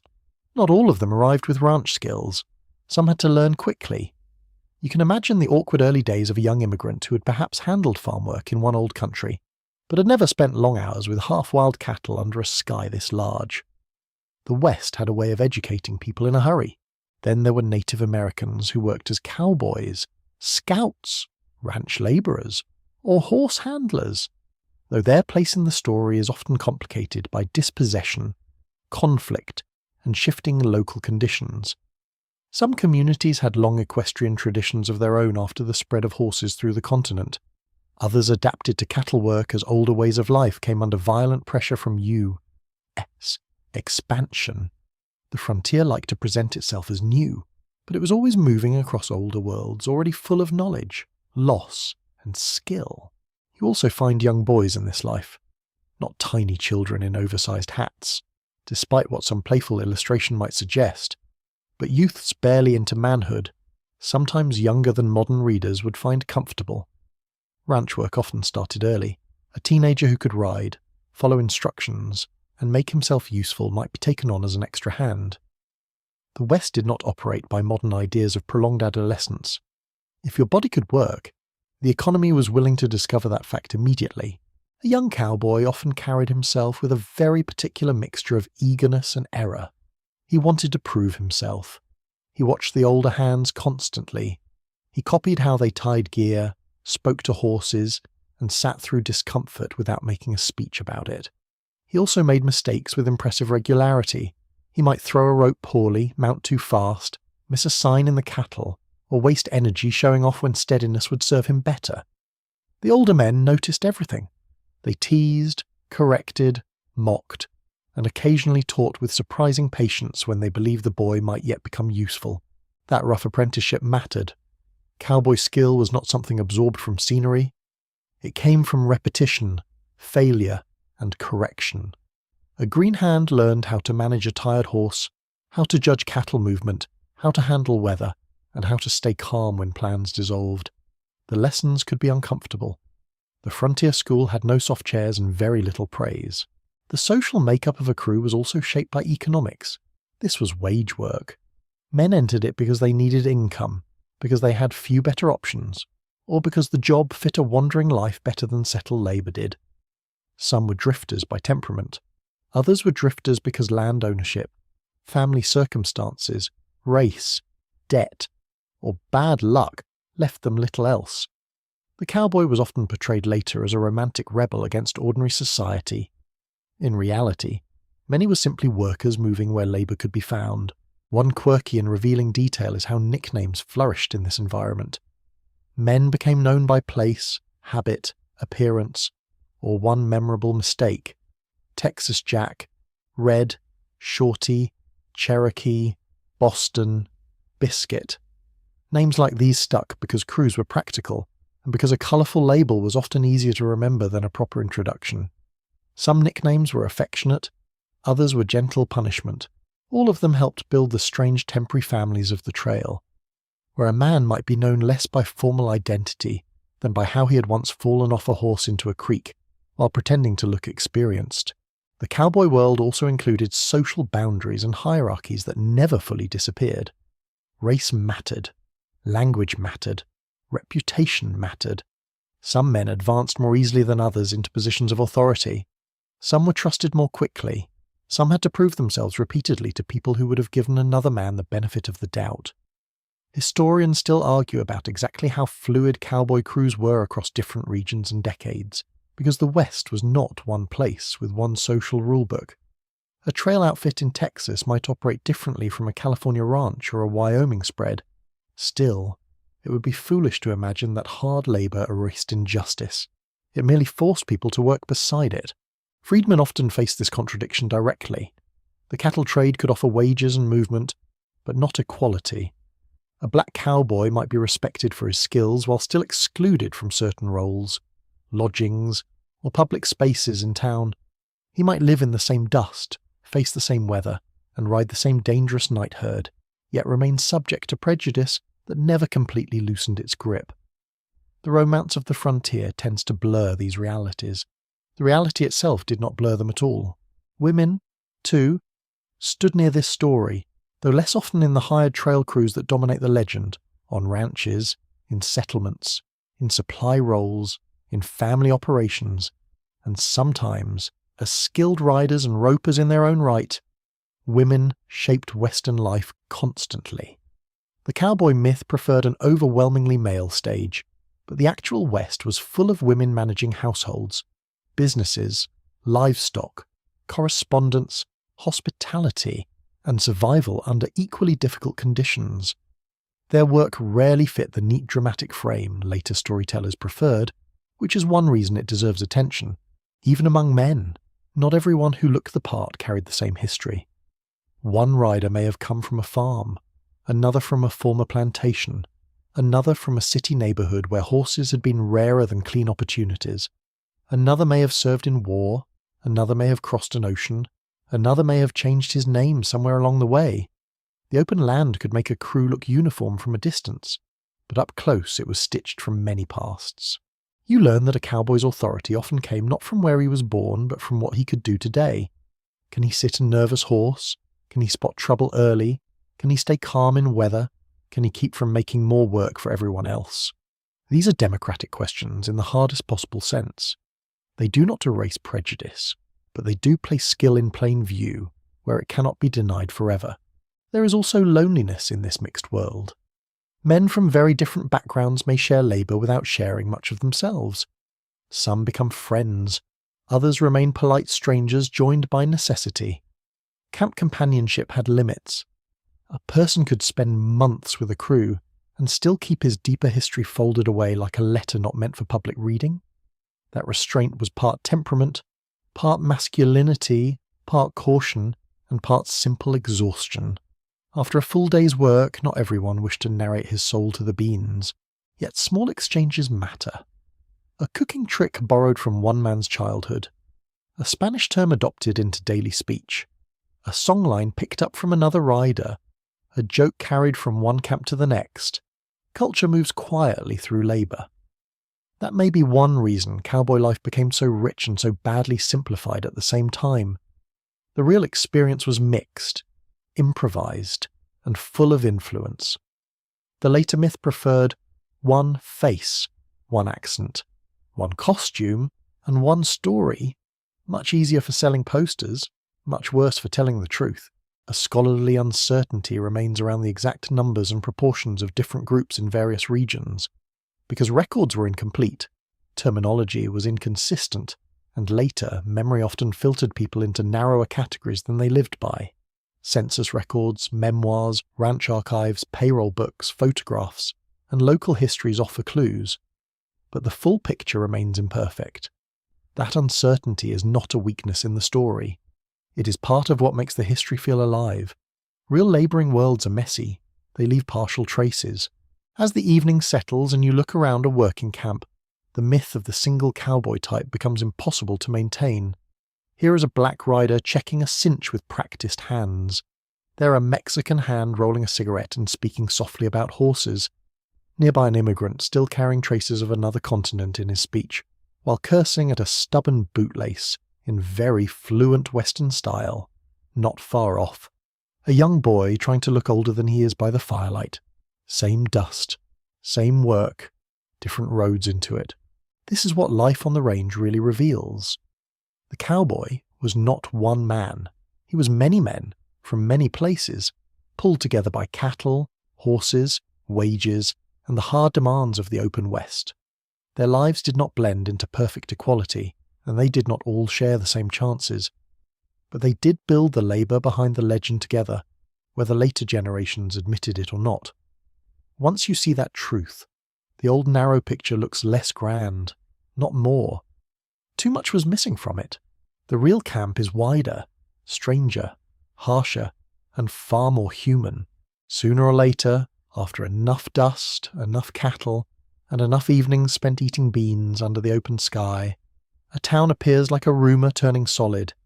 At first it is only a shape on the horizon, then a few roofs, then a water tank, a line of fencing, a cluster of buildings that look almost absurdly upright after so much land and weather.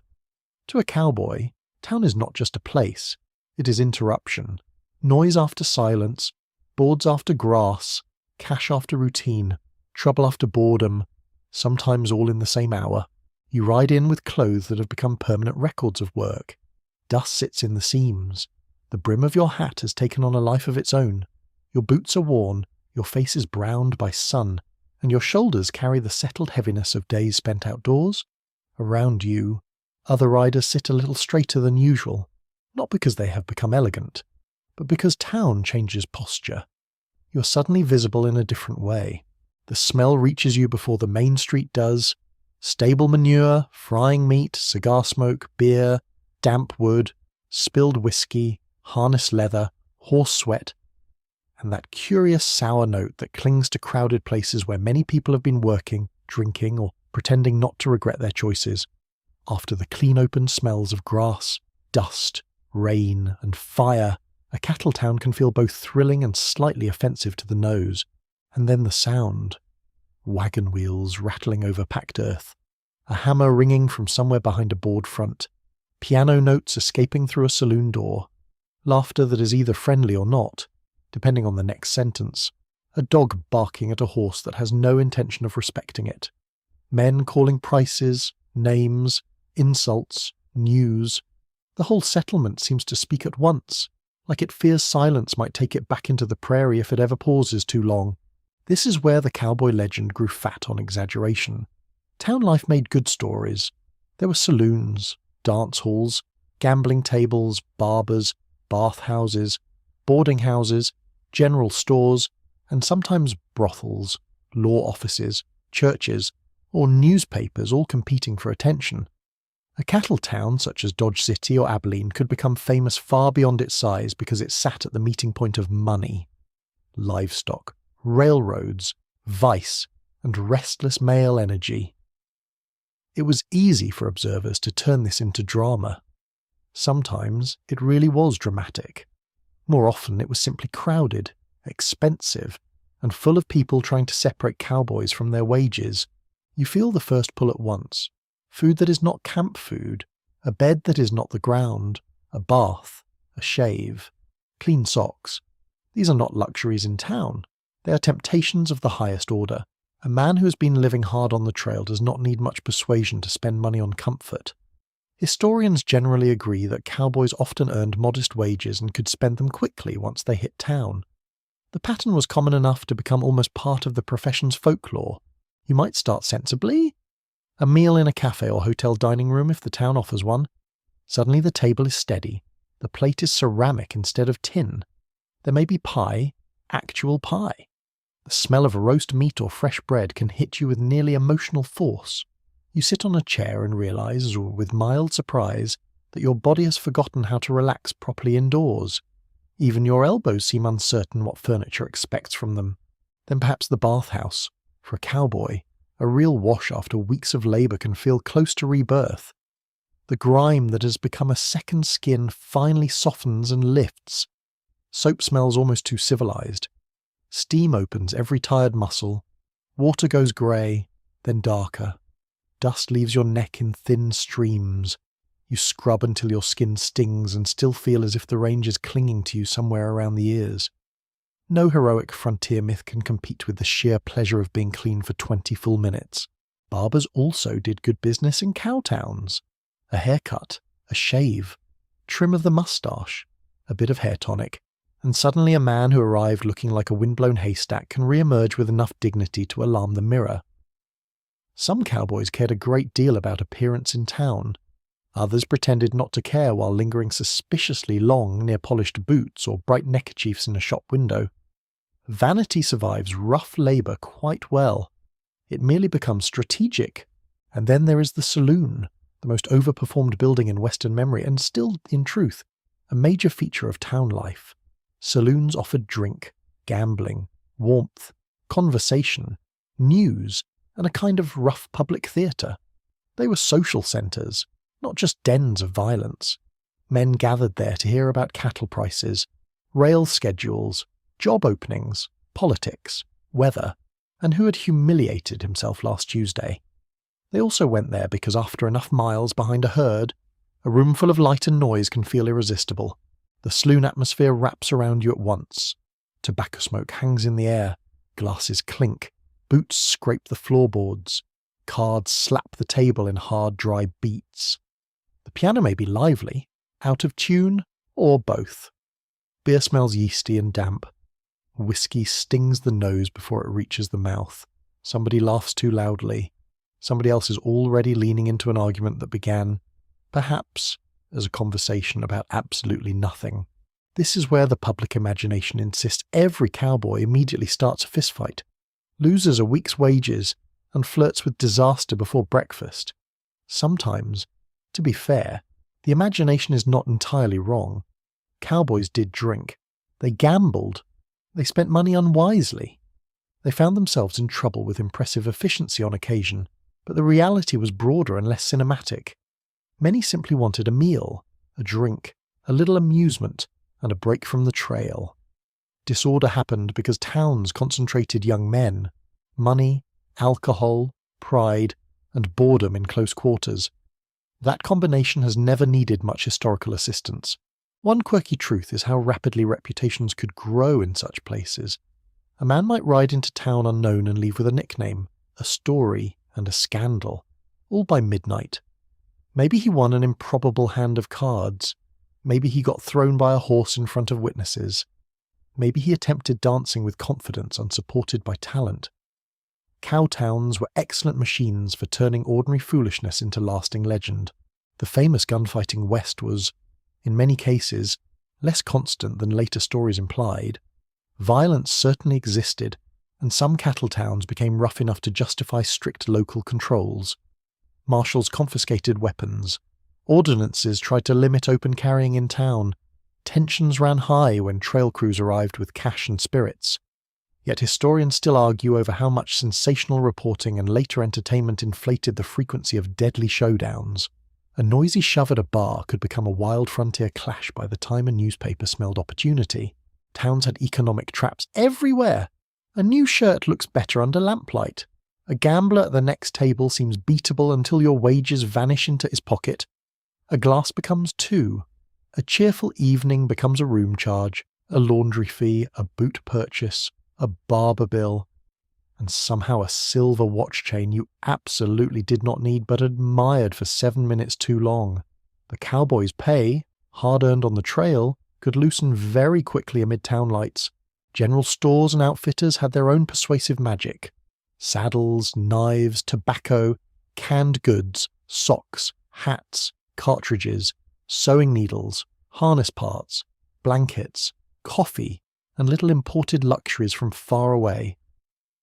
After days or weeks of practical deprivation, the sight of shelves loaded with goods feels almost theatrical. You touch fabric and remember softness. You hold a new pair of gloves and imagine your future self as more organized than your present one. Merchants understood this very well. There were also less visible tensions in town. Cowboys could be admired, tolerated, mocked, or resented depending on the place. They brought money, yes, but they also brought noise, animals, grime, and the possibility of disorder. Town merchants liked the spending.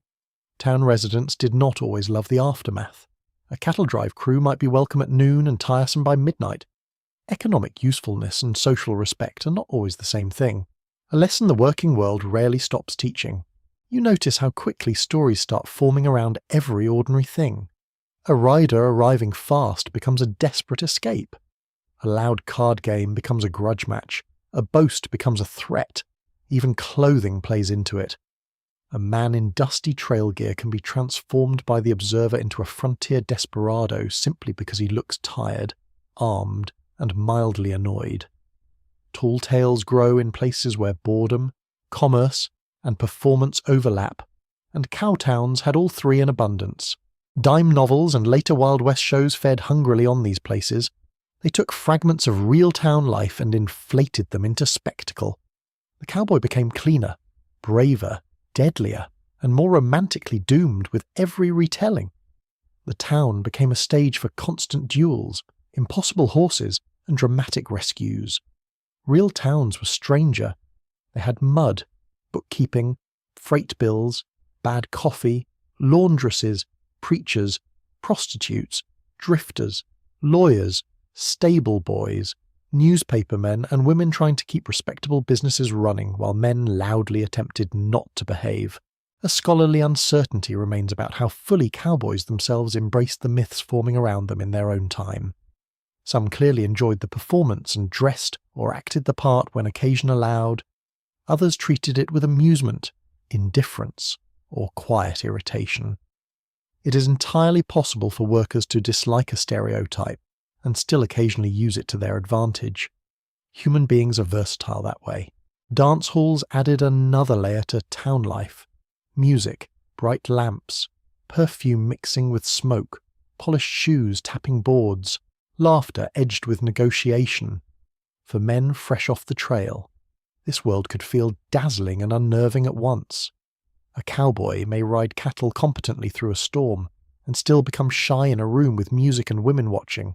Skill does not transfer automatically between social climates. There is something gently comic in that truth. You also see how loneliness behaves in town. On the range, loneliness spreads wide and quiet under the sky. in town. It can sit right in the middle of noise. A man may be surrounded by people and still feel like a stranger in his clean shirt. He spends, drinks, laughs, perhaps boasts a little too hard, and tries not to notice the empty pocket opening where wages used to be.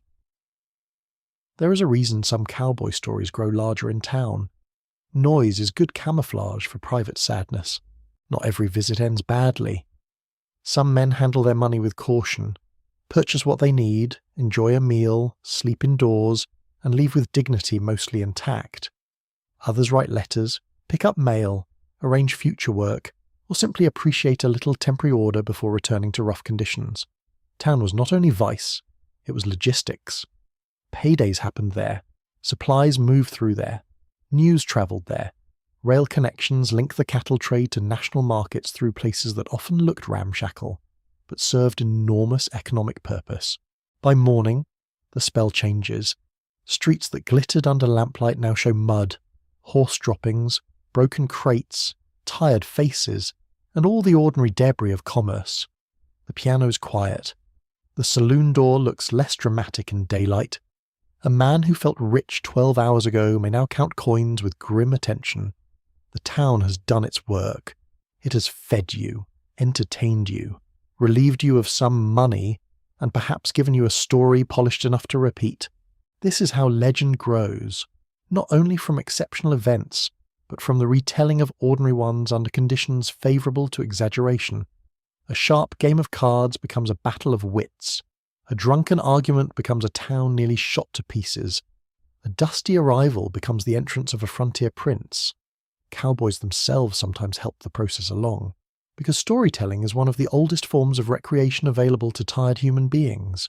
So when you ride out again, leaving behind the noise, the smells, and the bright little traps of town life, you carry more than purchases or less money. You carry the strange double truth of these places. They were useful and theatrical, welcoming and predatory, lively and exhausting. They gave the West some of its most famous stories, even as they devoured wages and inflated reputations with equal enthusiasm. In town, the cowboy could briefly feel larger than life. Then dawn came, the bills remained, and the dust waited patiently outside. At some point, after enough miles and enough weather and enough evenings spent in the company of other men who are too tired to say what they mean, the grand image of cowboy freedom begins to feel a little thin.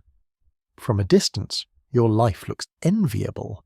Open land, a horse under you, no factory bell, no office walls, no neighbour peering through a curtain to judge your habits. But the closer you live to it, the more you discover the private costs tucked behind that famous silhouette. Loneliness is one of them. It arrives quietly, not like a storm, not like a stampede. It slips in beside routine and stays there, patient as dust. You feel it in the long hours when the horizon offers no change. You feel it when camp grows still after supper and each man folds inward toward his own thoughts. You feel it most sharply when something beautiful happens and there is nobody you especially want to tell. Or perhaps nobody who would understand why a patch of sunset on wet grass suddenly made your chest ache. The open range can seem crowded with life. Cattle moving in slow waves, horses breathing beneath you, birds lifting from brush, wind passing through grass with a low, dry hush. Yet human intimacy is rare out here. Company is not the same as closeness. You may ride beside the same crew for weeks and still know very little about what haunts them, what they miss, what they once hoped for, or what they fear when the fire burns low. Men on the range often shared labour more easily than confession. That restraint had many causes. Some of it was custom. Many men were taught to wear feeling lightly or not at all. Some of it was practicality. A camp is not a parlour, and the work rarely pauses because you are sad in an interesting way. Some of it was caution. A drifting life meant you did not always know who would stay, who would leave, who would mock weakness, or who would remember too much about you later. It was safer, often, to talk about weather, horses, and bad coffee than about the shape of your own heart. So homesickness grows in silence. It comes unexpectedly. The smell of bread in a town bakery, a song half remembered from childhood, clean sheets in a boarding house, the sight of lamplight through a window while you're still out in the yard with a saddle in hand. Suddenly, some forgotten room returns to you. A kitchen, a porch, a mother's hands busy with something ordinary, a sister laughing, a father sharpening a tool at dusk, or perhaps none of those. Perhaps what returns is not home itself, but the idea that somewhere once held you more gently than this life does now. Many cowboys were young enough to feel this sharply.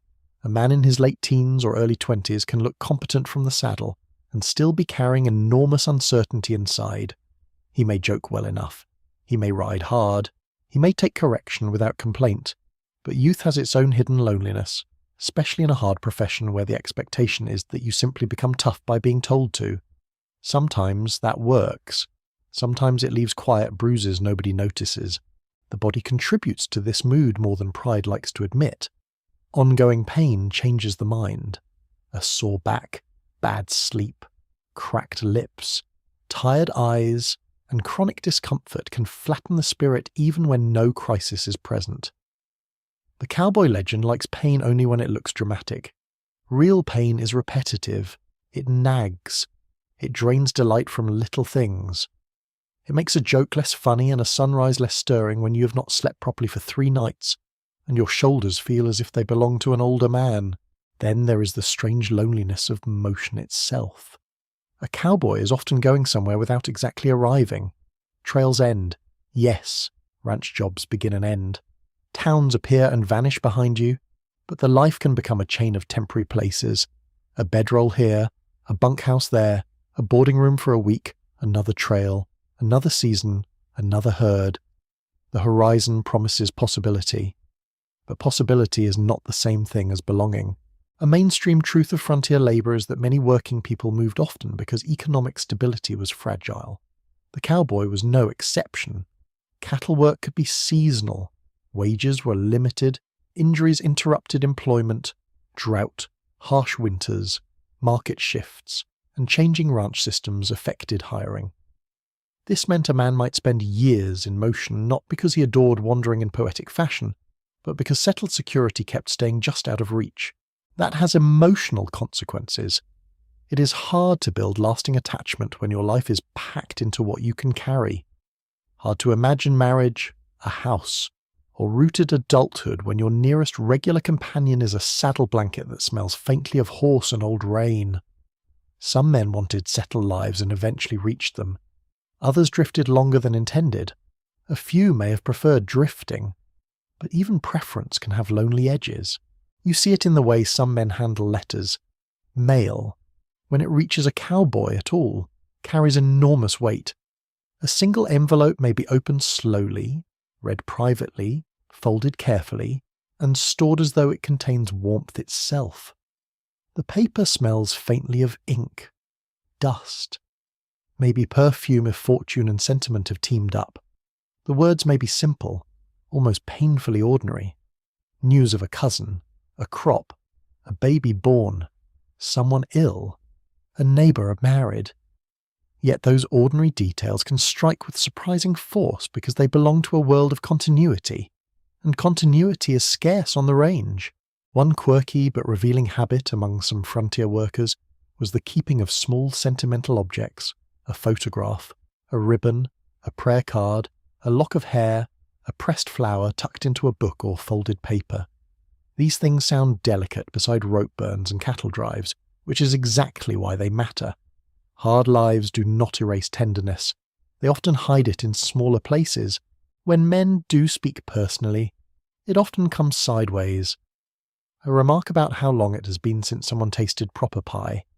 A complaint about Christmas feeling wrong outdoors. A grudging admiration for a family man with a warm house and children climbing all over him. Nobody says, "I am lonely beyond language tonight." Instead he says, "Wouldn't mind a porch and a decent chair." That means enough. Historians still argue over how much cowboy solitude was later exaggerated by popular culture and how much was truly central to the experience. The classic lone rider image certainly magnified the individual figure for dramatic effect. Real cowboys usually worked in crews, on ranches, or within labour systems larger than themselves. Yet that correction should not swing too far. A man can be part of a crew and still feel profoundly alone. Social presence does not cancel emotional distance. There is also disappointment, which settles into a life more quietly than youthful dreams expected. Perhaps you once imagined saving enough money to buy a little land. Perhaps you believed one good season would lead to a better position. Perhaps you thought skill alone would make the world fairer. Instead, wages went to boots, food, tobacco, medicine, room fees, bad luck, and the endless maintenance of staying employable. The future remains a little blurred. This is not dramatic tragedy. It is the slower sorrow of hopes repeatedly trimmed to fit circumstances. The changing West adds pressure to that feeling. Fences appear, ranch systems become more organised, railroads link places more tightly. Owners think in terms of efficiency and enclosed land.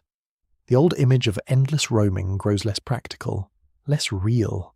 A cowboy may still work hard, but the world around him is becoming less open, less forgiving of drift, less impressed by the romance of a man and his horse. To sense that shift without fully understanding what it will mean can produce its own unease. You notice, too, how loneliness changes at night. The campfire has burned low. The talk has thinned. Horses stand dark and quiet beyond the wagon. The cattle are a heavier darkness farther off, marked now and then by a sound rather than a shape. Overhead, the sky opens with impossible generosity, full of stars cold enough to seem almost judgmental. You lie in your bedroll and the earth presses against your shoulder blade and hip. The blanket smells of wool, smoke, and accumulated weather. Someone nearby snores softly. Another man coughs and settles. Then even those little human signals fade. This is when memory grows louder. You remember faces more clearly in darkness. Rooms.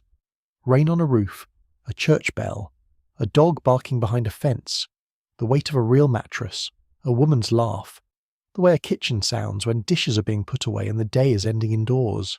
The cowboy life contains many authentic pleasures, but it rarely offers this sort of repeated domestic music. Instead, there is wind, stock, fire, leather, insects, and your own thoughts, which are not always the companions you would have selected. Some men met loneliness with humour, others with drink whenever town allowed it, others with cards, songs, tobacco, religion, boastfulness, or a nearly military devotion to routine. Make the coffee, fold the blanket, check the cinch, count the animals, mend the strap. Small rituals keep the mind from falling into too wide a silence. There is wisdom in that. Humans survive rough conditions partly by organising what little they can. There was also loneliness in the way the wider world saw cowboys. Admired, perhaps. Entertaining, certainly. Useful when cattle needed moving. But not always regarded as men whose inner lives required much attention. The myth flattened them into symbols of toughness. Symbols do not get homesick. Symbols do not miss their mothers. Symbols do not wonder what becomes of them at 40 with bad knees and no savings. Real workers, unfortunately, do all of these things. A scholarly uncertainty lingers around how fully we can recover the emotional interior of cowboy life, because records tend to favour practical matters, colourful memoir, or public legend over private feeling. Men did not always leave diaries of the soul, and when they did, later editors sometimes preferred the adventurous passages, so we infer from letters, anecdotes, habits, songs, and the social conditions surrounding the work. That uncertainty should make us gentler, not more dismissive. Silence in the archive often means people endured things without writing them plainly, yet there are clues everywhere. The care with which some letters were kept, the yearning in certain songs, the money spent recklessly in town as though pleasure might briefly drown distance, the eagerness with which some men left the range when stable opportunities arose, the melancholy humour in camp, the value placed on companions who were reliable, because reliability itself is a form of comfort when life offers few guarantees. You begin to understand that the cowboy myth of freedom hid a more complicated truth. Yes, there was motion. Yes, there was sky. Yes, there were moments of fierce beauty and even pride. But there was also isolation, uncertainty, bodily wear, and the quiet grief of being useful in places that did not always make room for softness. The famous image of the cowboy riding alone towards sunset can look noble. It can also look like what it sometimes was, a worker with nowhere particular to belong before nightfall. And still, there is dignity here. Not because loneliness is romantic. It is not. But because carrying it while continuing to work, to care for animals, to keep your word, to share food, to joke kindly when you can, and to greet morning again without theatrics takes a form of strength rarely celebrated properly. Quiet endurance is not as flashy as legend. It is harder and more human. So when the night stretches wide and the last ember dims under ash, you lie awake for a moment longer and feel the whole life gather around you.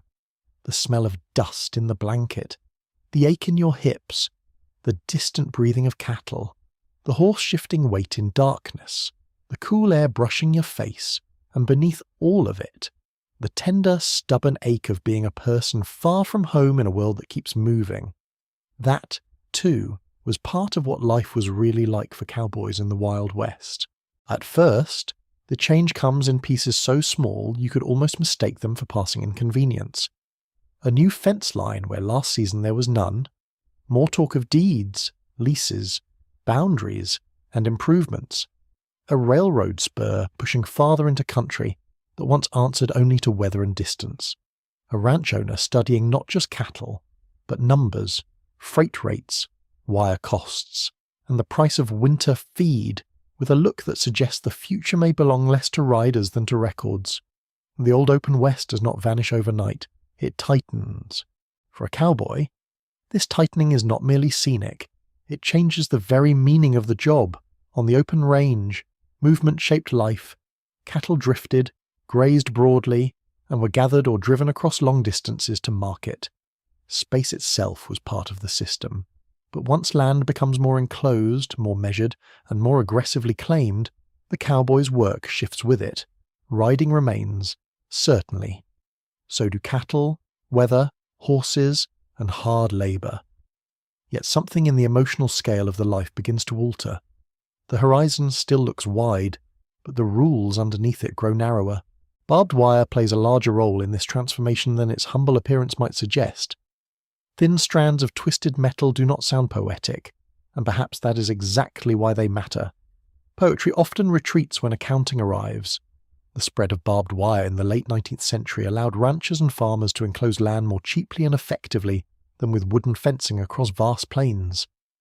Historians generally treat it as one of the great practical revolutions of the American West. Once wire cuts the land into possession, the old fluidity of range life begins to harden. You ride along a fresh line of fence and hear it humming faintly in the wind. Posts march away across the grass with stubborn regularity.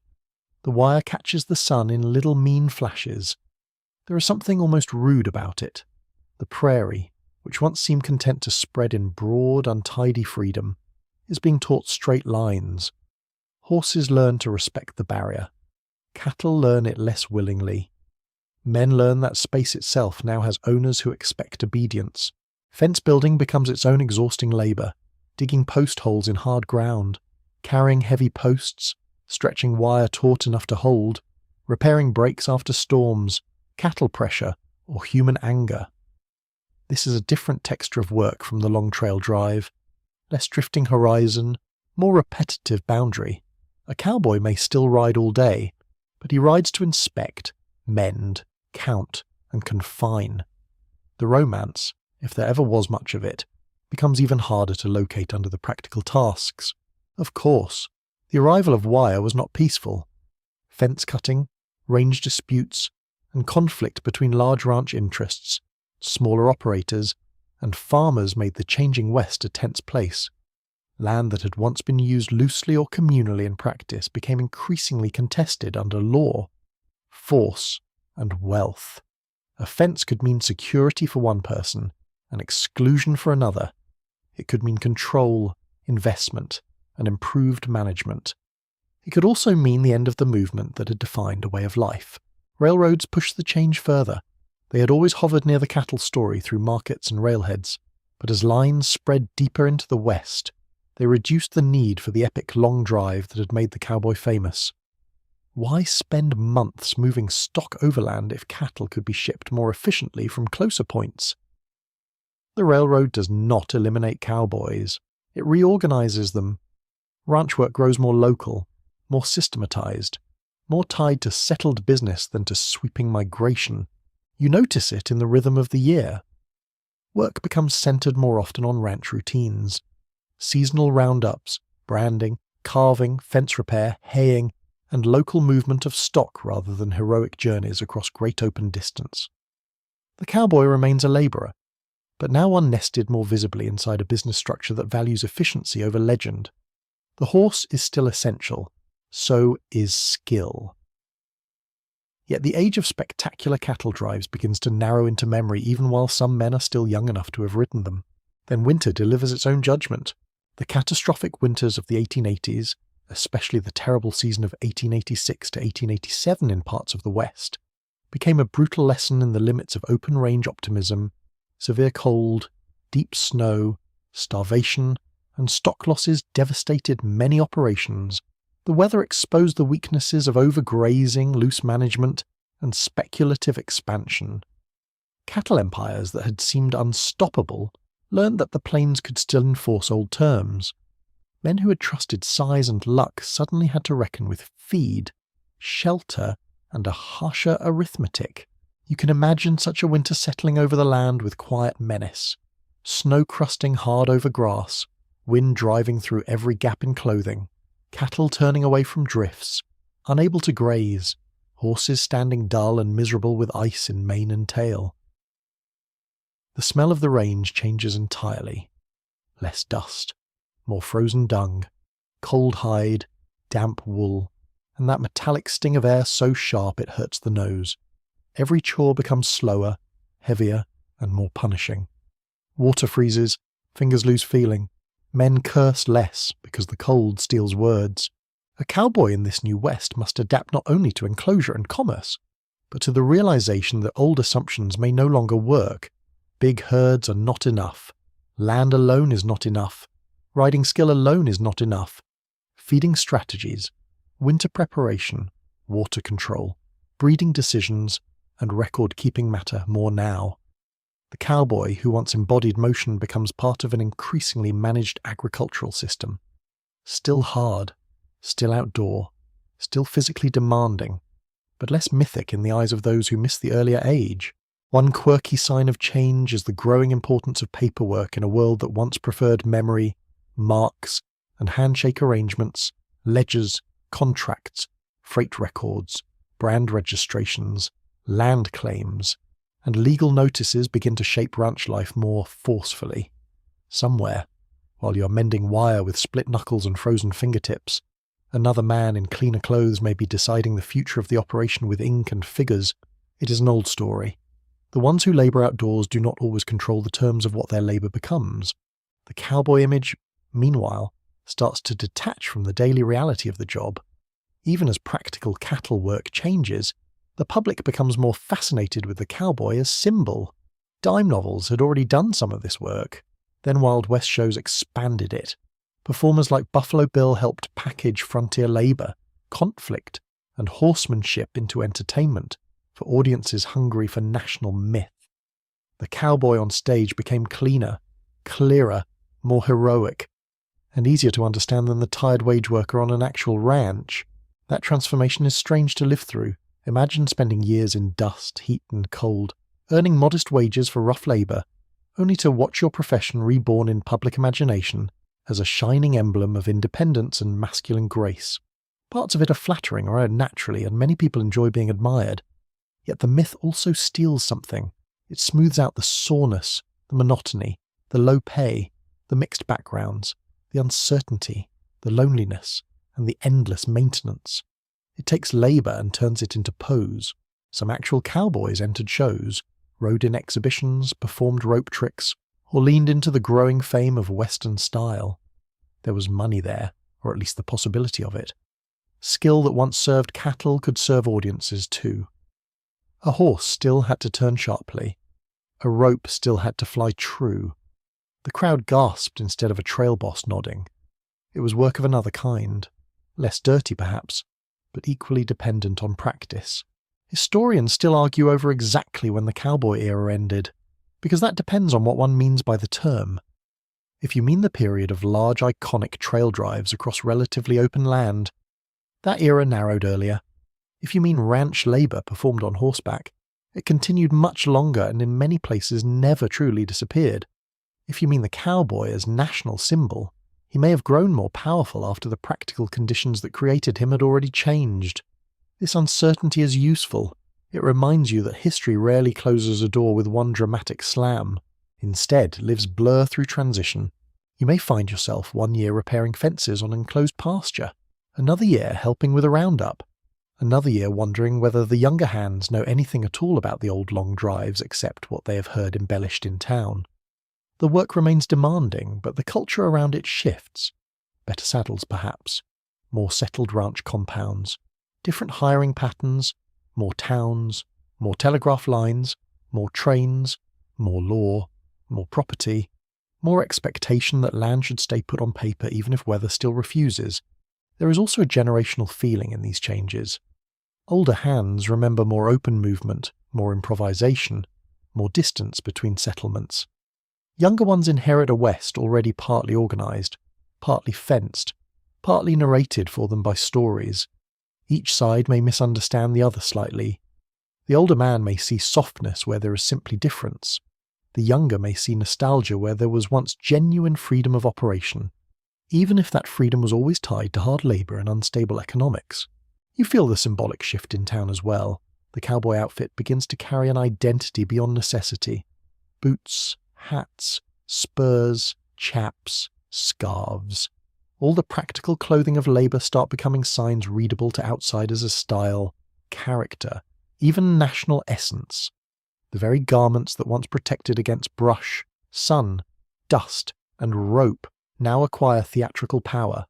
They can still do the work, of course, but they also start telling a story to people who have never mended a fence or slept in a wet blanket. The irony is almost tender. The cowboy becomes most famous just as the conditions that made him seem ordinary begin to fade. Public affection grows while economic centrality changes. The same nation that enclosed the land and reorganized the work falls in love with the image of the man shaped by a less enclosed world. That is history being sly. And still, beneath all the legend, the practical life continues. Cows still calve at inconvenient hours. Horses still need shoeing, feeding, and patience. Fences still break. Water still matters. Weather still ruins plans. A ranch hand still wakes early, pulls on rough clothes, and goes out into air that smells of earth, hay, leather, manure, and season. The Old West does not disappear into thin air. It settles into routines, institutions, and stories layered over one another. The saddest part of change may be its unevenness. Not every cowboy gets to step gracefully into a secure future. Some age out of hard riding, some are injured, some drift because the new system has less room for them. Some adapt and become foremen or ranch managers. Some keep working the only way they know until the body objects too strongly. The myth of the eternal cowboy does not mention bad knees, thinning opportunities, or the awkwardness of belonging to a profession while watching its most famous form become historical scenery. There is dignity in adaptation, though.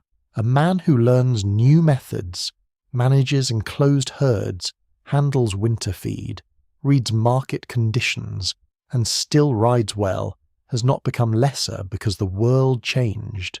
He has simply continued doing what labouring people always do: adjust, endure, learn what the next season demands. The legend prefers the fixed image. Real life prefers survival. As twilight falls over a more settled ranch landscape, you can sense both truths at once. Wire lines cut the pasture. A windmill turns slowly. Buildings stand where once there might have been only camp. Somewhere a train whistle carries thin and distant through the evening air. It's a sound both modern and lonely. Horses stamp near the corral.